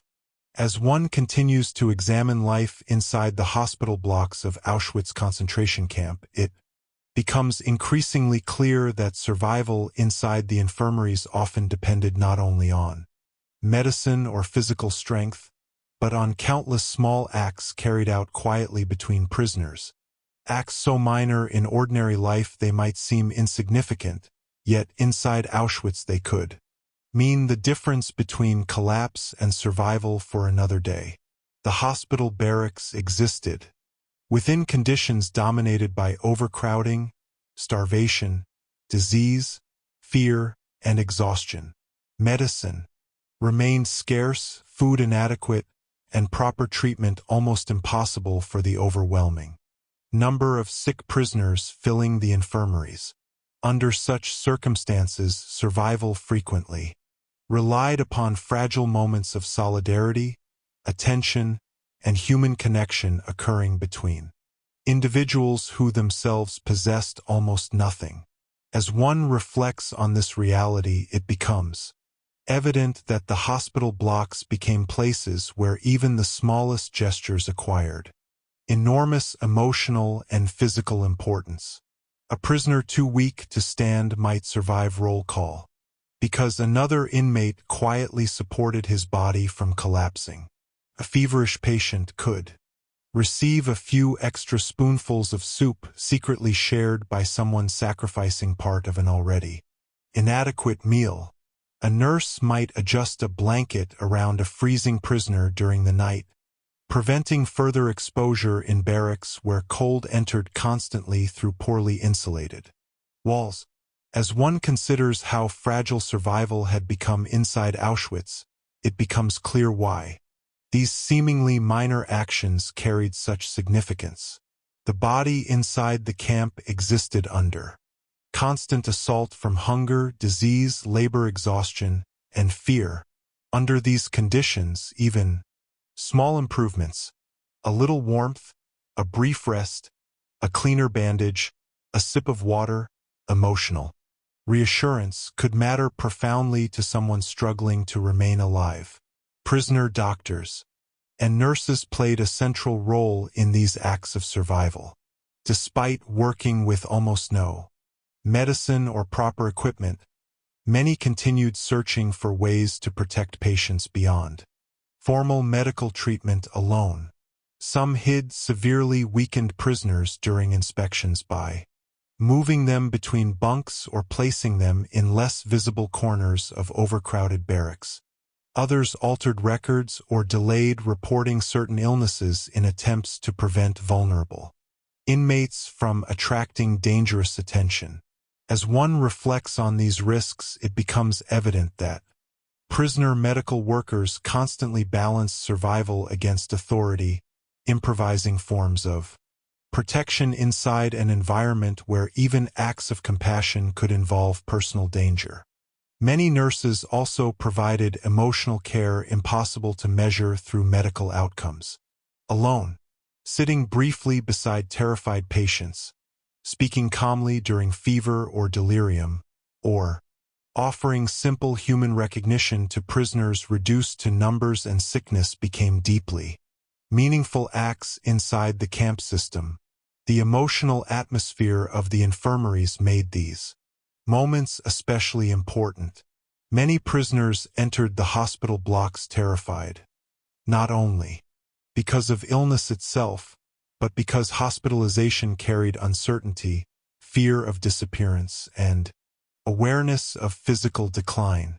Under such conditions, prisoners depended heavily upon one another emotionally as well as physically. Conversations whispered late at night between overcrowded bunks often became forms of psychological survival. Individuals spoke about families, memories, former professions, or ordinary moments from life before imprisonment in attempts to preserve personal identity against the dehumanizing conditions surrounding them. As one considers the importance of these conversations, it becomes clear that memory itself became a survival tool inside the infirmaries. Speaking one's own name, remembering loved ones, or hearing another prisoner describe ordinary life beyond the camp allowed individuals to hold on to fragments of humanity while surrounded by sickness and fear. Small acts of practical support also shaped daily survival. Prisoners unable to walk alone were helped to latrines by fellow inmates.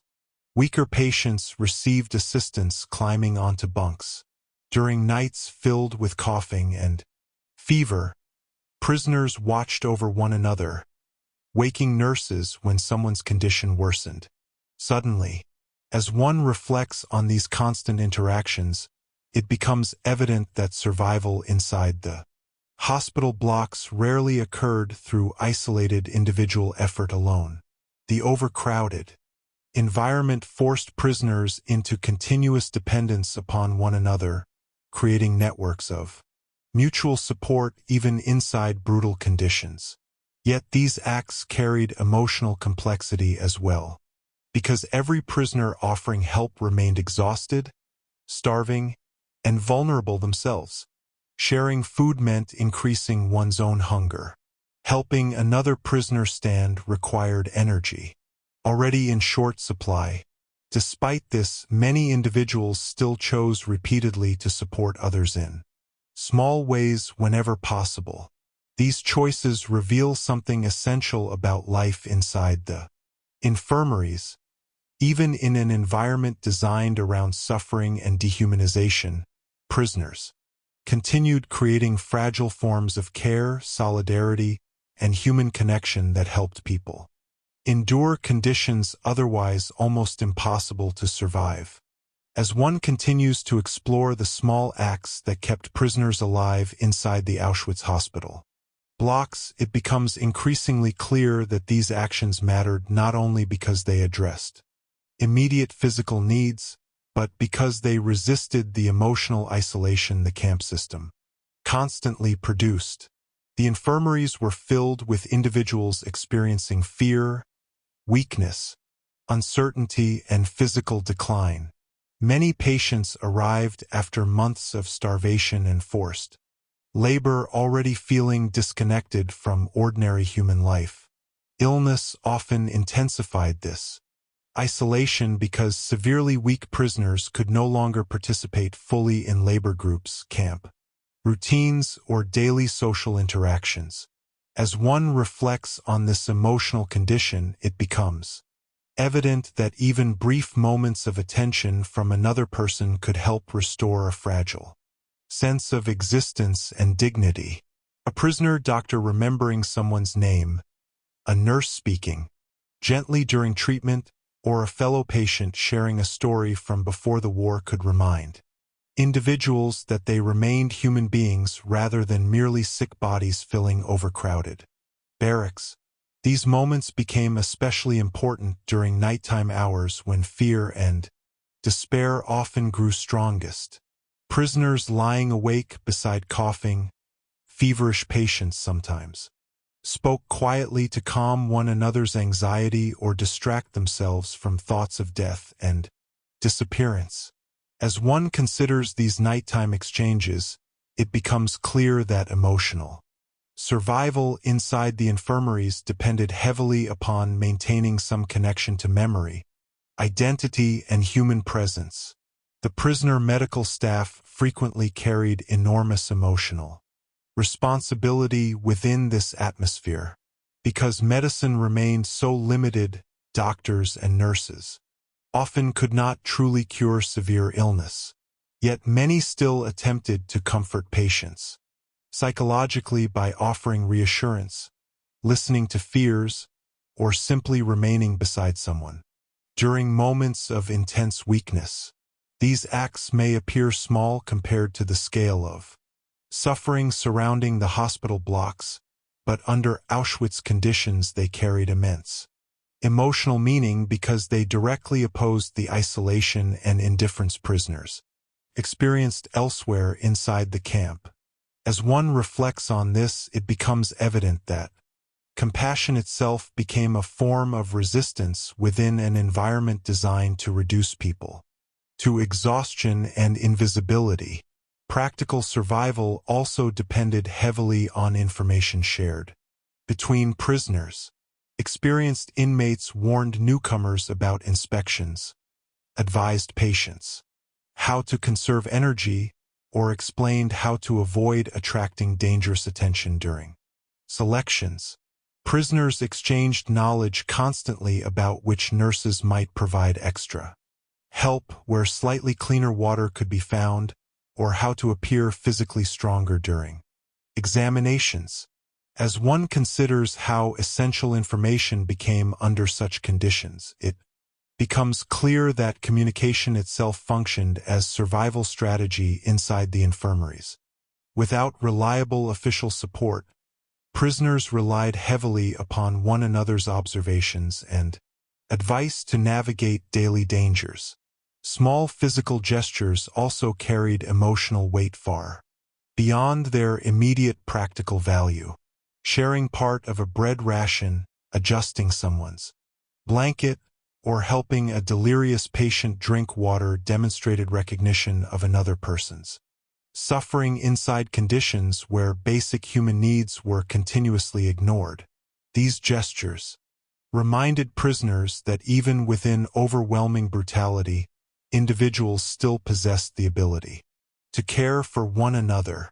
As one reflects on this persistence of solidarity, it becomes evident that survival inside the hospital blocks cannot be understood purely through physical endurance alone.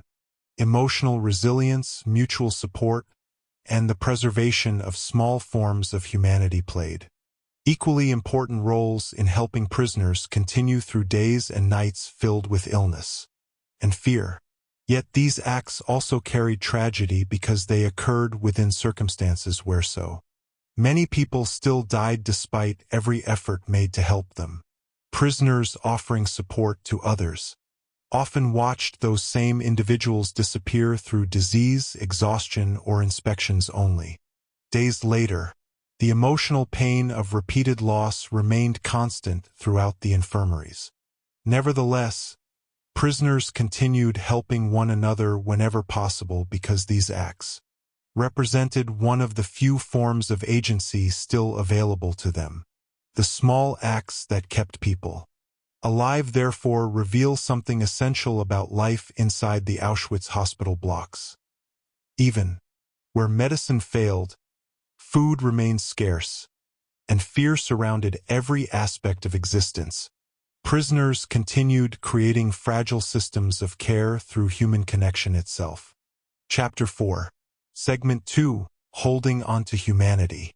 As one continues to examine life inside the hospital blocks of Auschwitz concentration camp, it becomes increasingly clear that survival involved far more than simply keeping the body alive. From one day to the next, prisoners inside the infirmaries also fought constantly to preserve something less visible but equally fragile: their sense of humanity. The conditions surrounding the hospital barracks pushed individuals toward physical collapse, emotional exhaustion, fear, and isolation.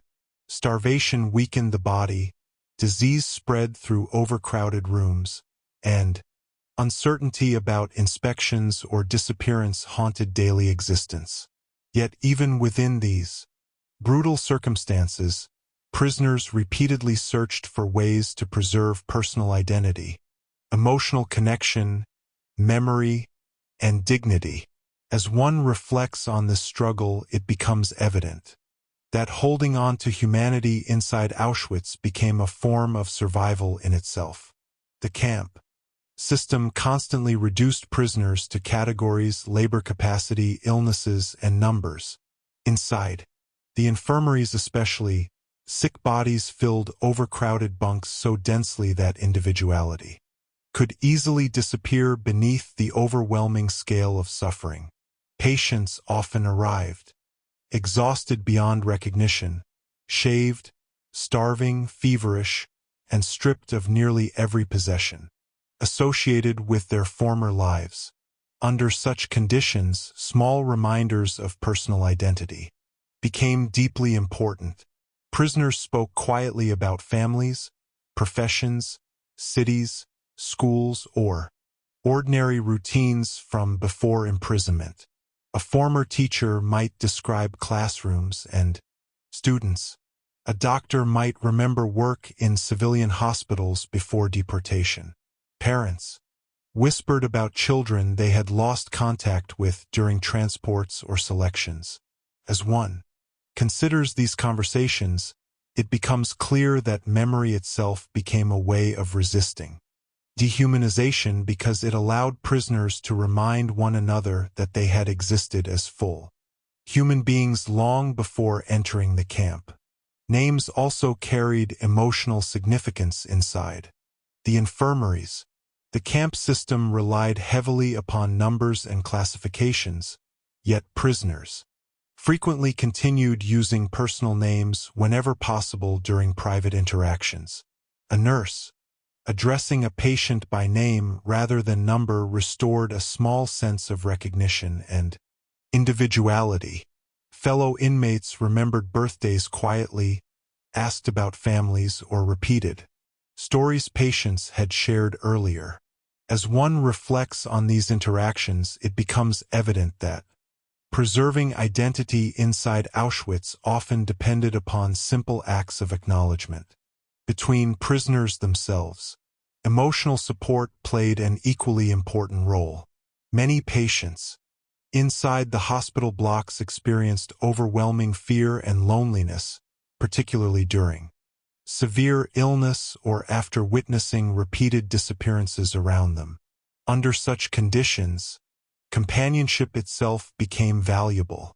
Prisoners comforted one another during nights filled with fever and anxiety.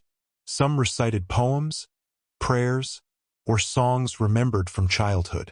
Others whispered fragments of stories or historical events simply to keep conversation alive inside rooms dominated by sickness and silence.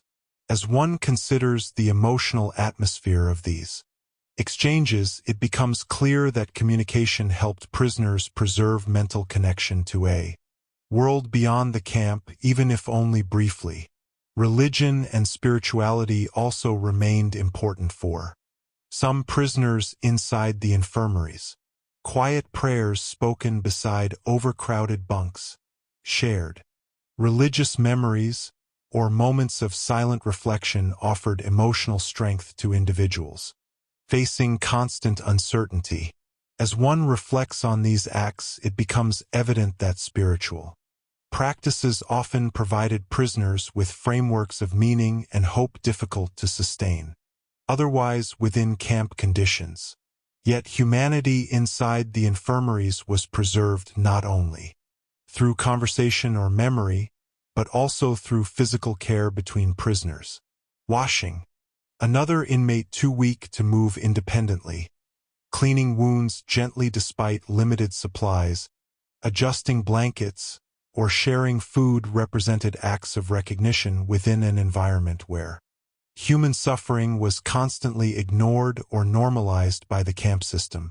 As one considers how exhausting and risky these actions could become for starving prisoners themselves, it becomes clear that compassion inside Auschwitz required extraordinary emotional effort. The prisoner doctors and nurses embodied this struggle particularly strongly. Many continued trying to behave according to professional ethics and human empathy even while surrounded by overwhelming disease, shortages, and fear. A doctor taking time to explain treatment calmly, a nurse speaking softly to frighten patients, or medical workers attempting to hide vulnerable prisoners during inspections all represented efforts to preserve humanity within a system actively destroying it. These actions could not erase the brutality surrounding the infirmaries, but they reveal how prisoners continued resisting complete emotional collapse even under extreme conditions. The hospital blocks therefore became places where survival meant more than remaining physically alive. It meant fighting continuously to preserve memory, identity, compassion, and human connection inside one of the most dehumanizing environments ever created. As one continues to examine how prisoners held onto humanity inside the Auschwitz infirmaries, it becomes increasingly clear that this struggle often appeared through the smallest and quietest moments rather than dramatic acts of resistance. The camp system controlled nearly every visible aspect of life: movement, food, labor, clothing, and even access to medical care. Under such overwhelming control, preserving humanity frequently depended upon subtle personal choices made quietly between prisoners, a patient offering another inmate part of a bread ration despite severe hunger represented more than generosity alone. It demonstrated refusal to allow starvation to destroy empathy completely. A nurse pausing beside a dying prisoner rather than rushing away reflected recognition that the individual still deserved human attention even when recovery seemed impossible. As one reflects on these moments, it becomes evident that compassion inside The infirmaries carried deep emotional meaning precisely because the surrounding environment worked constantly to erase it. Humor, though fragile and often dark, also survived in surprising ways inside the hospital blocks. Prisoners occasionally exchanged jokes, ironic observations, or exaggerated stories to relieve emotional tension for brief moments. Laughter inside overcrowded infirmaries filled with disease might seem impossible from the outside, yet survivor testimonies repeatedly describe prisoners using humor quietly as a way to preserve psychological resilience.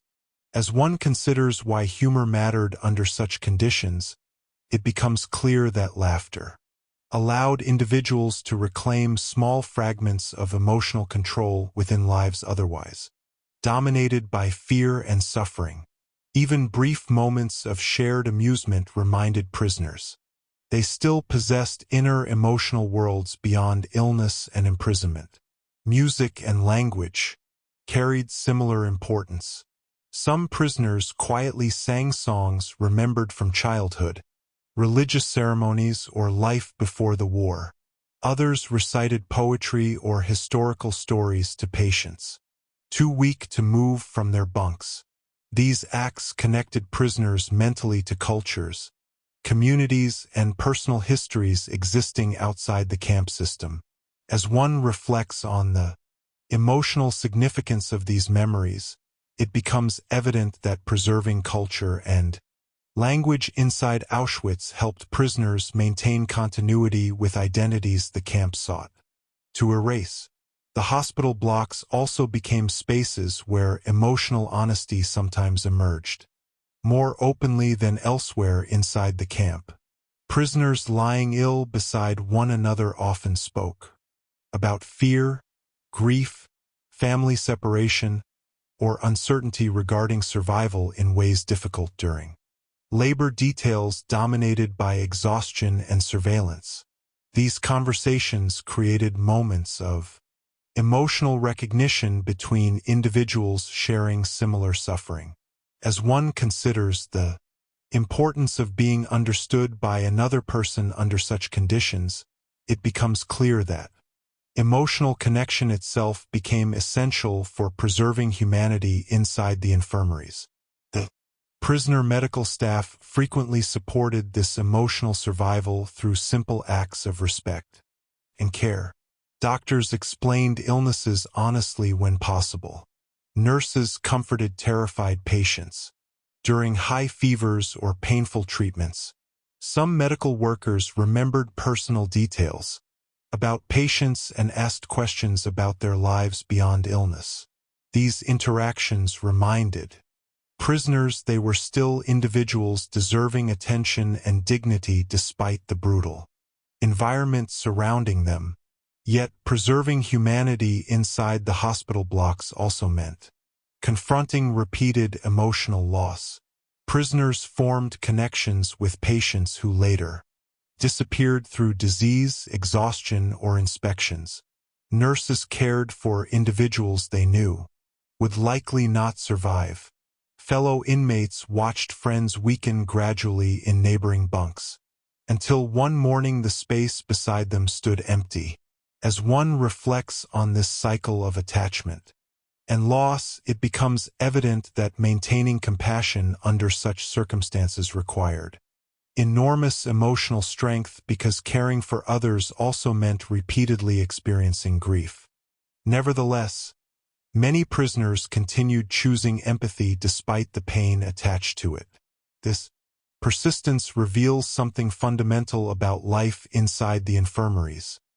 Even where physical suffering dominated daily existence, prisoners continued resisting emotional numbness and complete dehumanization through acts of memory, compassion, humor, conversation, and care. The struggle to hold on to humanity inside Auschwitz therefore existed not only in surviving physically, but in preserving the ability to recognize oneself and others as human beings despite conditions designed to destroy exactly that recognition. Chapter 4. Segment 3. The Rare Moments of Recovery. As one continues to examine life inside the hospital blocks of Auschwitz concentration camp, it becomes increasingly clear that genuine recovery inside the infirmaries was rare, fragile, and uncertain, yet precisely because it was so uncommon, those moments carried enormous emotional significance for prisoners struggling to survive within conditions dominated by sickness, fear, and exhaustion. The hospital barracks were overcrowded with starving patients suffering from disease, infections, labor injuries, and physical collapse caused by months of deprivation. Medicine remained scarce, sanitation poor, and food insufficient even for healthy individuals, let alone those attempting to heal from severe illness. Under such circumstances, many prisoners entered the infirmaries without ever fully regaining strength. Yet despite these brutal realities, some individuals did recover enough to leave the hospital blocks and return to ordinary camp routines. As one reflects on these recoveries, it becomes evident that they represented not simply medical improvement, but moments where survival briefly overcame the overwhelming physical pressures surrounding the camp. Recovery inside Auschwitz rarely resembled recovery in ordinary hospitals. Patients did not regain full health, proper nutrition, or emotional stability before returning to labor. Instead, recovery often meant something much narrower and more fragile. Becoming just strong enough to stand again, walk independently, or appear physically capable. During inspections, as one considers how limited the idea of recovery became inside the camp, it becomes clear that survival itself had been reduced to minimal physical functionality rather than genuine health. Prisoners leaving the infirmaries frequently remained severely underweight, weak, and vulnerable to future illness. Many returned to labor details carrying lingering fevers, untreated pain, or bodies still damaged by starvation and infection. Yet even reaching that condition represented an extraordinary achievement under the circumstances. The physical process of improvement often happens slowly through a combination of rest, luck, emotional support, and small acts of care from fellow prisoners and medical staff. A patient surviving high fever might gradually regain enough strength to sit upright for longer periods. Another, recovering from infection, could begin eating slightly more food or walking short distances between bunks. As one reflects on these small physical changes, it becomes evident that inside the infirmaries, even minor improvements carried emotional meaning because prisoners understood how easily conditions could reverse again. Hope therefore existed in fragile forms. A patient speaking clearly after days of delirium, standing during inspection without collapsing, or leaving the infirmary alive after weeks of illness could affect the emotional atmosphere of an entire barrack. Fellow prisoners noticed these moments closely because they provided rare evidence that survival remained possible despite overwhelming suffering. The prisoner doctors and nurses experienced these recoveries intensely as well, working continuously among disease, overcrowding, and death. Medical workers often witnessed far more decline than improvement. Patients disappeared regularly through illness, exhaustion, or inspections, leaving emotional exhaustion among those attempting to care for them. Under such conditions, seeing someone regain enough strength to survive carried enormous psychological importance. As one considers the perspective of prisoner medical staff, it becomes clear that recoveries represented confirmation that their efforts, however limited by lack of resources, still mattered. A cleaned wound healing properly, a fever breaking, or a patient returning from near collapse offered brief moments where medical care and human support appeared capable of resisting the surrounding brutality. Emotional recovery also accompanied physical improvement for some prisoners.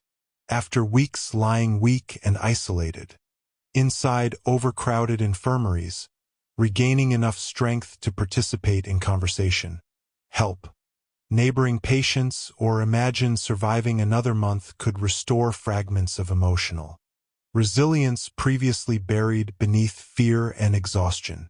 As one reflects on this emotional dimension, it becomes evident that recovery inside Auschwitz involved not only the body, but the fragile reappearance of hope itself.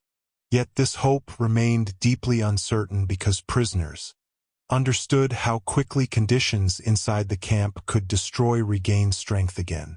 Many individuals who recovered once later returned to the infirmaries after renewed illness, labor, injuries, or further starvation. This constant instability shaped how prisoners viewed recovery. Improvement brought relief and gratitude, but rarely lasting security. Nevertheless, these rare recoveries remained profoundly important because they interrupted, even briefly, the overwhelming pattern of decline surrounding the hospital blocks. They reminded prisoners and medical workers alike that survival, however fragile, still remained possible inside an environment designed around suffering and exhaustion. As one continues to examine the rare moments of recovery inside the Auschwitz infirmaries, it becomes increasingly clear that these moments affected prisoners emotionally far beyond the individuals directly experiencing improvement, because recovery created brief disruptions in the atmosphere of fear and inevitability dominating the hospital blocks. The infirmaries were filled constantly with visible physical decline. Patients arrived exhausted from labor details, weakened by starvation, or feverish from contagious disease. Many deteriorated rapidly despite every effort made by prisoner doctors and nurses. Under such conditions, witnessing someone slowly regain strength carried emotional power because it challenged, however briefly, the overwhelming sense that illness inside Auschwitz always moved only toward collapse and disappearance. As one reflects on the emotional atmosphere of the infirmaries, it becomes evident that hope survived not through grand expectations of liberation or safety, but through small visible signs that a body could still recover enough to continue living. Fellow patients watched carefully when someone who had spent days motionless suddenly sat upright without assistance or managed to walk again. Between bunks, these changes, though physically minor, spread quietly through overcrowded rooms because prisoners understood how difficult survival had become under camp conditions. The prisoner medical staff also responded emotionally to these moments. Doctors and nurses, working continuously among death, disease, and fear, often measured success through extremely small outcomes compared to ordinary medicine. Helping a fever decline slightly, preventing an infected wound from worsening, or keeping a severely weak patient alive through another night, became meaningful victories inside an environment where proper treatment remained almost impossible.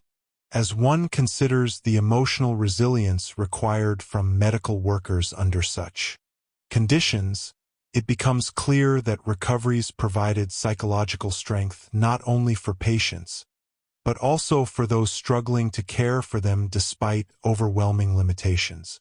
Yet recovery inside the infirmaries always remained incomplete and uncertain.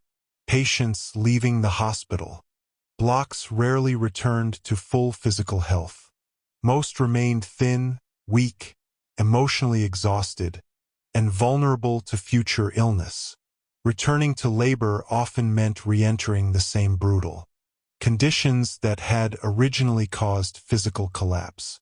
As one reflects on this cycle, it becomes evident that recovery inside Auschwitz existed within painful limits. Survival meant continuing inside the camp system rather than escaping it. Many prisoners who recovered once eventually became sick again because starvation, overcrowding, cold, and forced labor continued damaging the body relentlessly. This reality shaped how prisoners emotionally understood recovery itself. Improvement brought relief and gratitude, but also awareness that regained strength might only be temporary. Nevertheless, even temporary recovery mattered enormously because it allowed individuals to continue existing, reconnect with fellow prisoners, and preserve fragments of identity and hope within conditions constantly threatening to erase both. Emotional support from other prisoners frequently played a major role in helping patients recover psychologically as well as physically. Fellow inmates encouraged weak patients during moments of despair, shared food when possible, or spoke optimistically about future survival even while uncertain themselves. These interactions reminded recovering prisoners they were not completely alone inside the infirmaries. As one considers the importance of these emotional connections, it becomes clear that recovery inside Auschwitz often depended partly upon human solidarity alongside physical endurance. The hospital blocks, therefore, became places where the struggle to survive unfolded. Through countless small moments, a patient surviving fever through the night, a nurse cleaning wounds carefully despite lack of supplies, a prisoner regaining enough strength to stand again after weeks of collapse. None of these moments erased the brutality surrounding the infirmaries. Death, disease, overcrowding, and fear remained constant realities inside Auschwitz.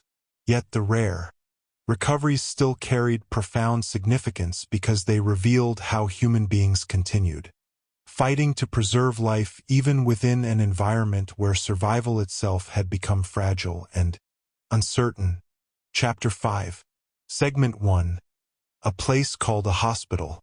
As one reaches the final chapter in examining the hospital blocks of Auschwitz concentration camp, it becomes increasingly clear that perhaps the most disturbing reality surrounding these buildings lies in the contradiction contained within their very name. They were called hospitals, places that, in ordinary human experience, are associated with healing, protection, recovery, and care. Yet inside Auschwitz, the meaning of the word changed entirely. The hospital blocks existed within a system built around starvation, forced labor, overcrowding, fear, and physical exhaustion.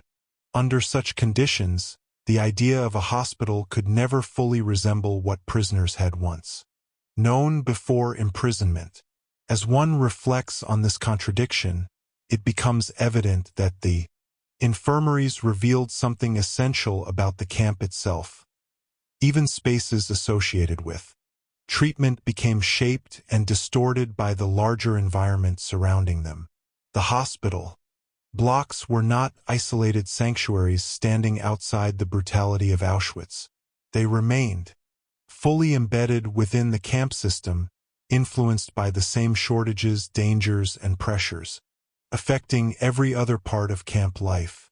Prisoners entered these buildings hoping for rest, treatment, or survival, yet they carried with them the same fear, hunger, exhaustion, and uncertainty dominating the entire camp.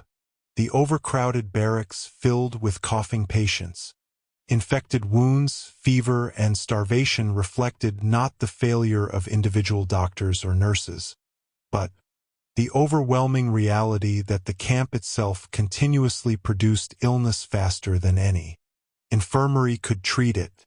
As one considers this reality, it becomes clear that the hospital blocks revealed how deeply the conditions of Auschwitz damaged the human body on every level.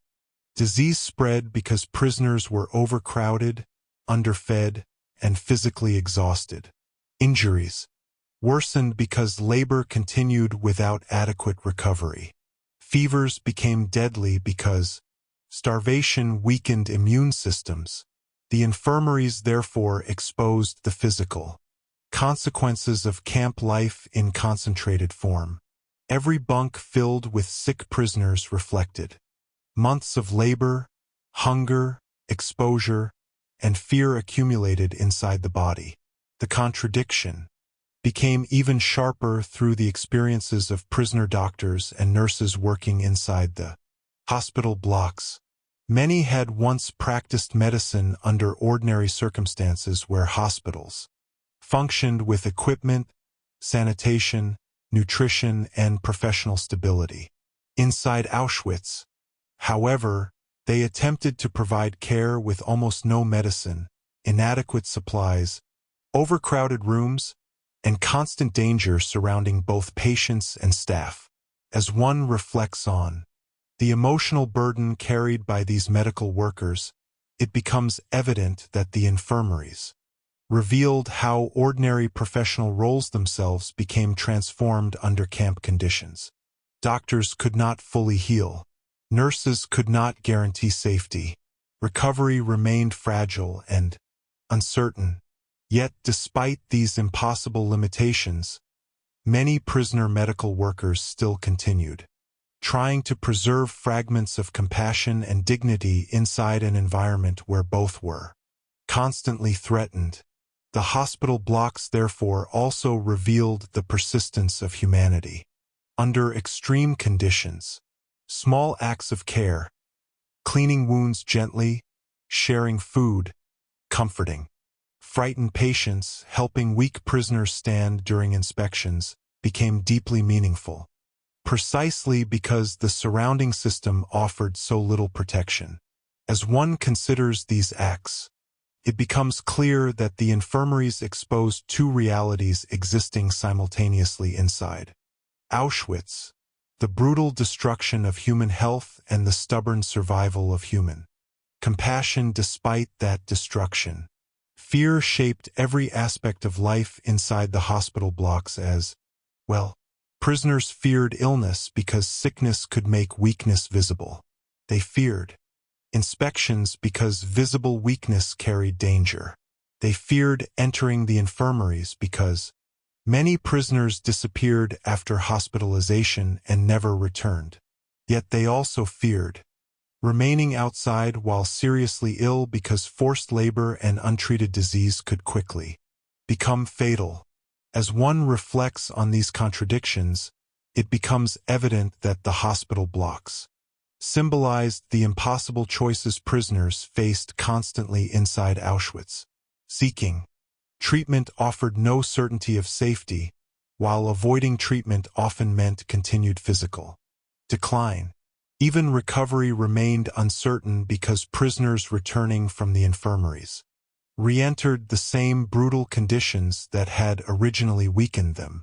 The hospital blocks therefore revealed not simply the medical reality of Auschwitz, but the deeper truth that inside the camp, ordinary human institutions lost their normal meaning. A hospital no longer guaranteed healing.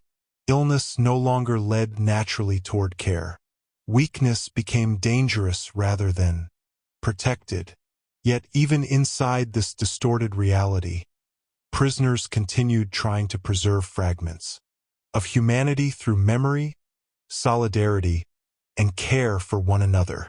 As one continues to reflect on what the hospital blocks ultimately revealed about Auschwitz, it becomes increasingly clear that these infirmaries functioned almost like concentrated mirrors of the entire camp system itself. Every major reality defining life inside Auschwitz appeared inside the hospital barracks in intensified form. Starvation, overcrowding, fear, disease, uncertainty, exhaustion, and the constant struggle to remain human under conditions designed to destroy dignity and health. The infirmaries, therefore, cannot be understood merely as medical spaces. Within the camp, they revealed how the entire structure surrounding Auschwitz shaped every aspect of existence, even those supposedly connected to healing and care. As one reflects on this, it becomes evident that the hospital blocks exposed the full contradiction at the center of camp life. Institutions associated with protection existed inside a system fundamentally producing suffering faster than relief could ever be provided. The physical conditions inside the infirmaries demonstrated this clearly. Overcrowded bunks filled with feverish and starving prisoners showed how deeply the camp environment damaged the body over time. Limited medicine, poor sanitation, freezing winters, exhausting labor, and constant hunger ensured that many illnesses became life-threatening long before treatment could help. As one considers how difficult genuine recovery became under such conditions, it becomes clear that the hospital blocks revealed the limits of medicine itself inside an environment where the surrounding system continuously undermined physical survival. Yet alongside this physical reality, the infirmaries also revealed something equally important about emotional endurance and human connection.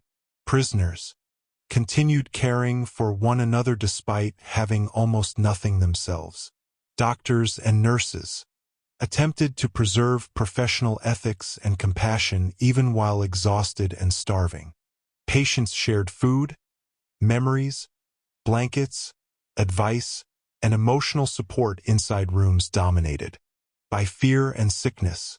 These acts did not erase the brutality surrounding them, but they demonstrated that human beings continued resisting emotional collapse even within one of the harshest environments imaginable. As one reflects on these small acts of solidarity, it becomes evident that the hospital blocks revealed not only suffering, but also the extraordinary effort required simply to preserve empathy and identity under conditions of extreme dehumanization. The fear surrounding illness and hospitalization also exposed how survival inside Auschwitz became tied constantly to visibility and physical appearance. Prisoners struggled desperately to avoid looking too weak because visible sickness could alter how the camp system responded to them. This transformed the body into something prisoners monitored with constant anxiety, forcing individuals to conceal pain, fever, and exhaustion whenever possible. The hospital blocks therefore revealed how deeply fear entered everyday existence inside the camp, shaping decisions about treatment, labor, movement, and even emotional expression. Yet perhaps most importantly, the infirmaries revealed the fragility of survival itself inside Auschwitz. Patients recovered rarely and incompletely. Many disappeared after illness. Others survived temporarily only to become sick again after returning to labor and starvation. Recovery often meant nothing more than becoming strong enough to continue enduring the camp for a little longer. As one reflects on this painful reality, it becomes evident that survival inside the hospital blocks existed within narrow and unstable limits. Nevertheless, prisoners continued fighting for life through countless small actions carried out day after day despite overwhelming suffering. The hospital blocks, therefore, remain powerful not only because they expose the brutality of Auschwitz, but because they reveal how human beings continued struggling to preserve life, memory, compassion, and dignity even inside spaces where ordinary meanings of healing and safety had nearly disappeared completely. Chapter 5. Segment 2. What prisoners remembered most. As one continues into the final reflections on the hospital blocks of Auschwitz concentration camp, it becomes increasingly clear that the memories survivors carried from the infirmaries were often not limited to single dramatic events, but instead centered around countless sensory details, emotional moments, and small experiences that together formed the psychological reality of life. Inside those barracks, what prisoners remembered most was frequently the atmosphere itself, the feeling of existing inside overcrowded rooms where sickness, fear, exhaustion, and uncertainty surrounded every aspect of daily life.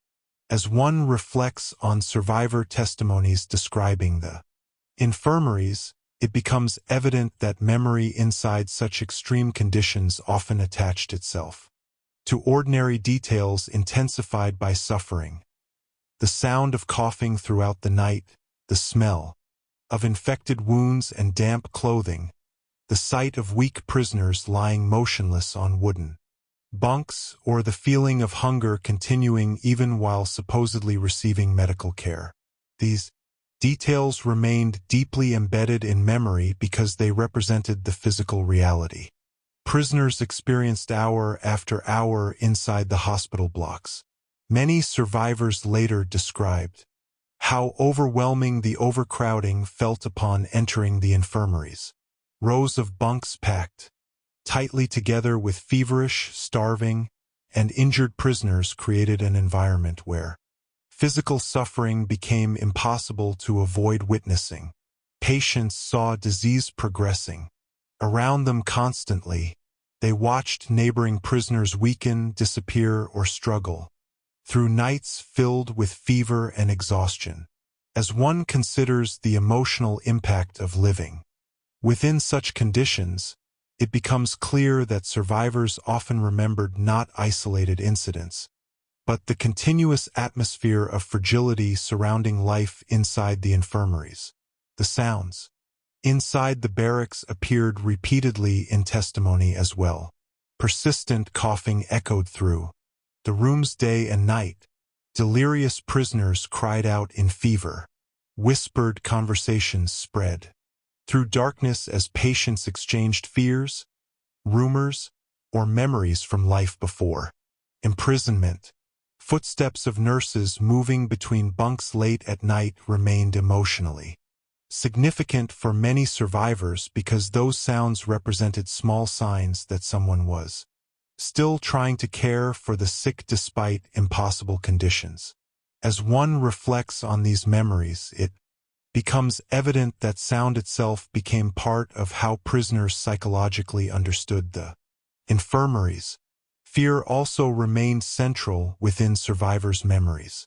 Many prisoners later described the constant anxiety surrounding inspections, selections, and visible weakness inside the hospital blocks.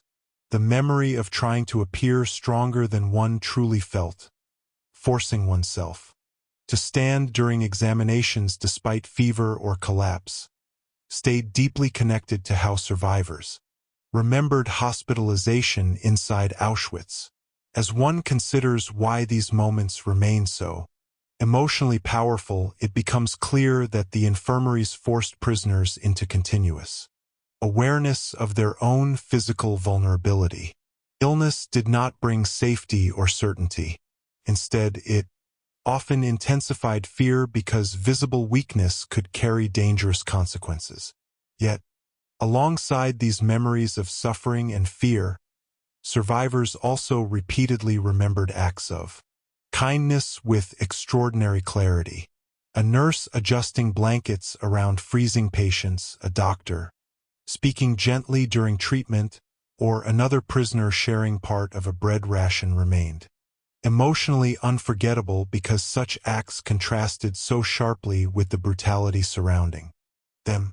As one reflects on the importance of these memories, it becomes evident that prisoners remembered compassion intensely precisely because it became rare and precious inside the camp environment. Small gestures acquired enormous emotional significance when carried out under conditions dominated by exhaustion and dehumanization. Survivors also remembered the emotional bonds formed inside the infirmaries. Patients lying beside one another for days or weeks often exchanged stories about families, professions, childhood memories, or hopes for survival.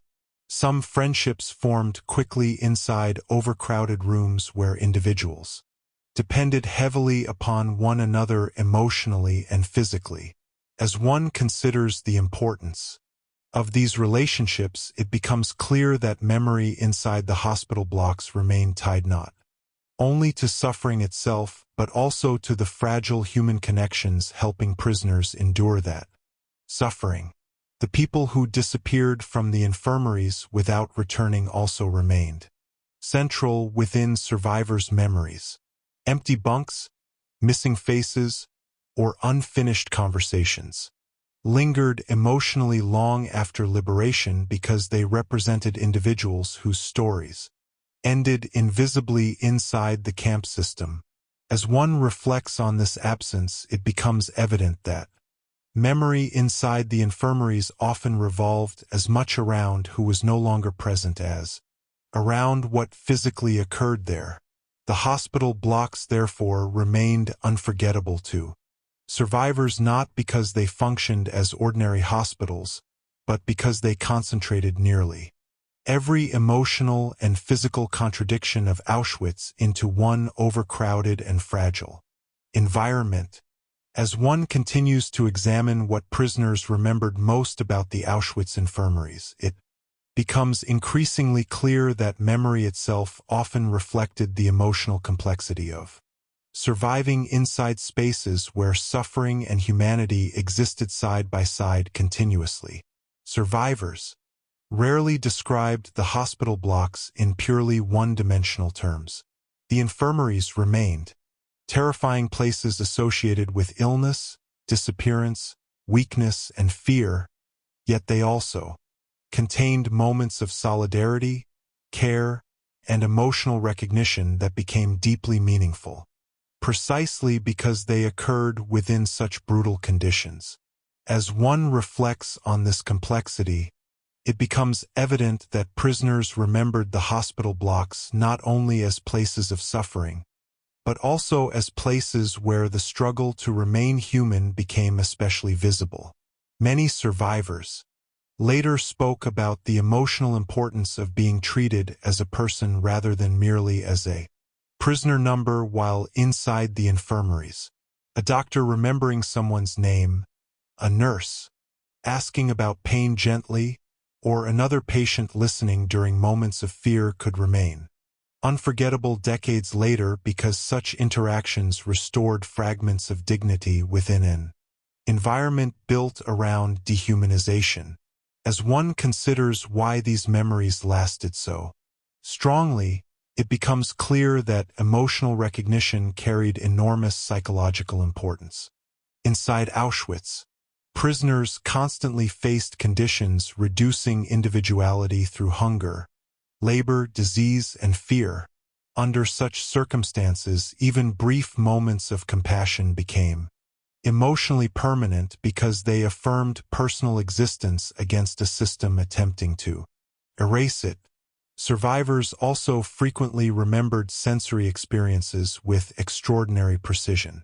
The smell of sickness inside overcrowded barracks, the freezing cold during winter nights, the sound of coughing echoing endlessly through dark rooms, or the sight of emaciated bodies lying beneath thin blankets often remained vivid long after liberation. As one reflects on these sensory memories, it becomes evident that trauma and survival became deeply connected to physical experience inside the infirmaries. The body itself remembered overcrowding, hunger, exhaustion, and fear in ways difficult to separate from emotional memory. Yet, alongside these painful recollections, survivors also remembered tiny moments of relief with surprising clarity. A slightly warmer blanket, a spoonful of extra soup, hearing a familiar language spoken nearby, or surviving a fever through the night could become emotionally significant because ordinary comfort had become so rare. The prisoner doctors and nurses remained especially important figures within many survivor testimonies. Despite impossible working conditions, many medical prisoners were remembered for their attempts to preserve compassion and dignity inside the infirmaries. Survivors recalled nurses cleaning wounds carefully despite lack of supplies, doctors hiding weak patients during inspections, or medical workers offering reassurance even when they themselves were starving and exhausted. As one considers the emotional impact these actions had upon patients, it becomes clear that the memory of kindness often survived as strongly as the memory of suffering itself. This does not lessen the brutality of the hospital blocks. Rather, it highlights how deeply meaningful compassion became inside an environment where cruelty and fear dominated daily life. Survivors also remembered the emotional uncertainty surrounding illness. Entering the infirmaries meant stepping into spaces where outcomes remained unpredictable. Some patients recovered enough to return to labor. Others disappeared after inspections or died. During the night, prisoners inside the barracks therefore lived continuously beside uncertainty, never fully knowing which direction their own condition might move next. As one reflects on this instability, it becomes evident that memory inside the infirmaries often centered around emotional tension rather than fixed events alone. Fear, hope, exhaustion, and solidarity existed together, simultaneously inside overcrowded rooms where survival remained fragile for everyone present.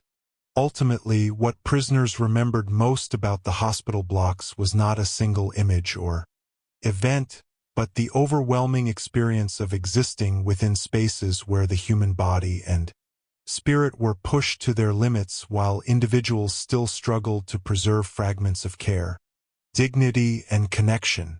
The infirmaries revealed the brutality of Auschwitz with painful clarity. Yet they also revealed how prisoners continued seeking humanity even inside conditions where ordinary meanings of healing and safety had almost disappeared. Chapter 5. Segment 3. The Final Meaning of the Infirmaries. As one reaches the final reflection on the hospital blocks inside Auschwitz concentration camp, it becomes increasingly clear that these infirmaries revealed something far larger than the story of sickness alone. They revealed how an entire environment could reshape the meaning of care, survival, fear, and even the human body itself. The hospital barracks were supposed to represent treatment and recovery, yet inside Auschwitz they became spaces where every ordinary expectation connected to medicine was altered by starvation, overcrowding, forced labor, disease, and constant uncertainty. As one reflects on the deeper meaning of these infirmaries, it becomes evident that they exposed the full contradiction at the center of camp life. Even places meant for healing existed inside a system steadily producing physical collapse faster than recovery could occur. Every overcrowded bunk, every feverish patient, every exhausted nurse moving through dim barracks at night reflected the larger reality of Auschwitz itself. The camp weakened the body continuously through hunger, labor, cold, fear, and disease, and the infirmaries became the places where that damage became impossible to hide any longer. Prisoners entered the hospital blocks, carrying months of exhaustion already written across their bodies. Swollen feet, infected wounds, severe malnutrition, respiratory illness, fever, and physical collapse revealed the cumulative effects of life inside the camp system. As one considers this concentration of suffering, it becomes clear that the infirmaries functioned almost like physical records of what Auschwitz was doing to human beings over time. The hospital blocks also revealed how survival inside the camp depended upon far more than physical strength alone. Prisoners survived through emotional endurance, mutual support, memory, and countless fragile acts of solidarity carried out under conditions where nearly everything encouraged isolation and despair.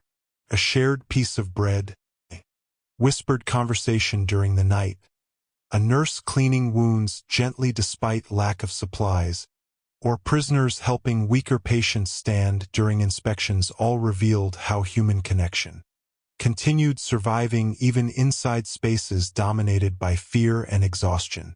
As one reflects on these acts, it becomes evident that the infirmaries exposed not only the destruction of the body, but also the extraordinary effort required simply to preserve empathy and dignity within such conditions. Fear shaped every part of the hospital experience.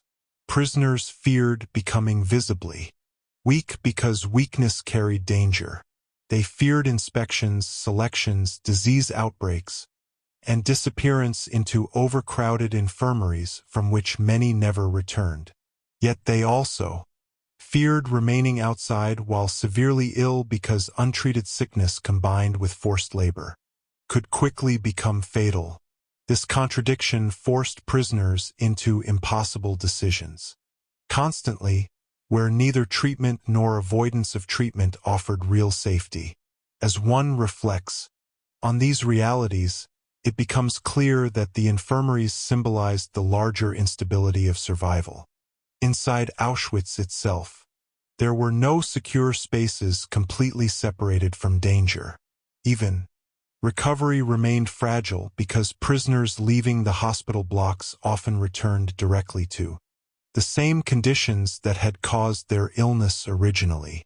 Yet despite all this, moments of humanity continued appearing inside the infirmaries with remarkable persistence. Doctors and nurses who were themselves starving and exhausted still attempted to comfort patients. Prisoners shared memories from before the war in order to preserve identity and emotional connection. Some individuals risked punishment to hide weaker patients during inspections or secretly provide extra food. These acts did not change the larger brutality surrounding the camp, but they revealed something essential about the people trapped within it, even inside an environment designed around suffering and dehumanization. Many prisoners continued refusing to abandon compassion completely. The hospital blocks therefore revealed both extremes simultaneously: the devastating physical consequences of Auschwitz and the fragile persistence of humanity. Inside those consequences, the meaning of the infirmaries ultimately lies within this contradiction. They were places of sickness, fear, overcrowding, disappearance, and death. Yet, they also became places where prisoners fought constantly to preserve life, memory, dignity, and care for one another despite overwhelming conditions. Understanding these barracks means understanding not only how illness functioned inside Auschwitz, but how human beings struggled emotionally and morally to survive within one of the harshest systems ever created. As one continues into the final meaning of the Auschwitz infirmaries, it becomes increasingly clear that these hospital blocks remain important not only because of the suffering that occurred inside them, but because they reveal how ordinary human institutions can become transformed when placed inside systems built around fear, deprivation, and control. A hospital under normal circumstances exists to protect life, relieve suffering, and create conditions where healing becomes possible. Inside Auschwitz, however, the surrounding environment distorted each of these purposes. Medicine existed without adequate supplies. Recovery existed without proper nutrition. Care existed without safety. As one reflects on this transformation, it becomes evident that the infirmaries expose how deeply the larger camp system affected every structure within it, reshaping even spaces traditionally associated with compassion into places marked by uncertainty and danger. Yet the hospital blocks also reveal something equally important about human resilience. Despite starvation, overcrowding, disease, and emotional exhaustion, prisoners continued creating small systems of care between one another. The prisoner doctors and nurses especially embodied this struggle, working without proper medicine, equipment, or protection. Many still attempted to preserve fragments of professional ethics and human compassion inside. Impossible circumstances. Patients remembered not only illness and fear, but also the people who comforted them, shared food, spoke gently, or treated them with dignity while everything around them encouraged emotional numbness. As one considers the lasting emotional impact of these memories, it becomes clear that acts of humanity became unforgettable precisely because they occurred where humanity itself was constantly threatened. The infirmaries also reveal the psychological burden carried by prisoners forced to live continuously beside physical decline and disappearance. Watching neighboring patients weaken, vanish after inspections, or die during the night created an atmosphere where survival always felt unstable and temporary. Yet prisoners still formed friendships, shared memories, protected one another, and searched for hope in extremely small moments of improvement or kindness. This persistence demonstrates that survival inside Auschwitz involved not only enduring physically, but preserving emotional connection and personal identity despite overwhelming pressure to surrender both. As one reflects on the final meaning of the infirmaries, it becomes evident that these barracks represented concentrated versions of Auschwitz itself. Every contradiction defining the camp appeared there.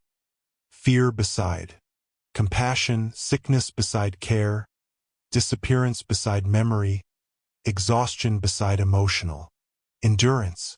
The hospital blocks therefore remain powerful historical spaces because they reveal both the devastating effects of the camp system on the human body and the extraordinary determination of prisoners who continued trying to preserve dignity and humanity inside that system.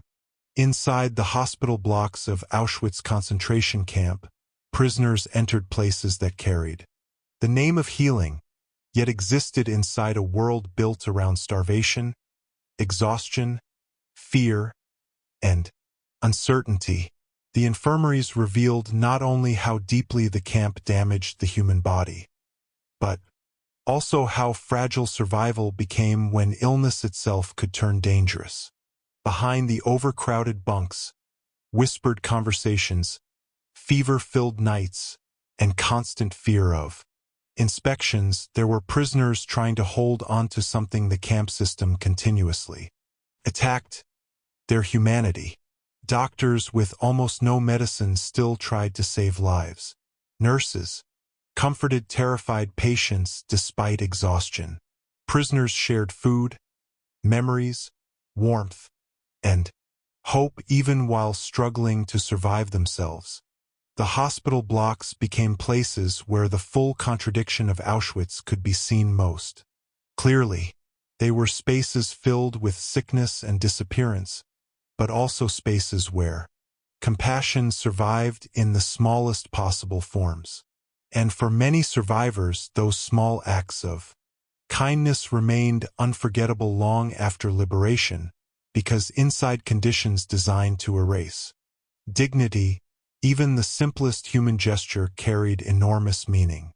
If you found this documentary meaningful, make sure to subscribe for more deeply researched historical documentaries exploring the hidden realities, overlooked stories, and human experiences inside some of history's darkest moments. Thank you for watching.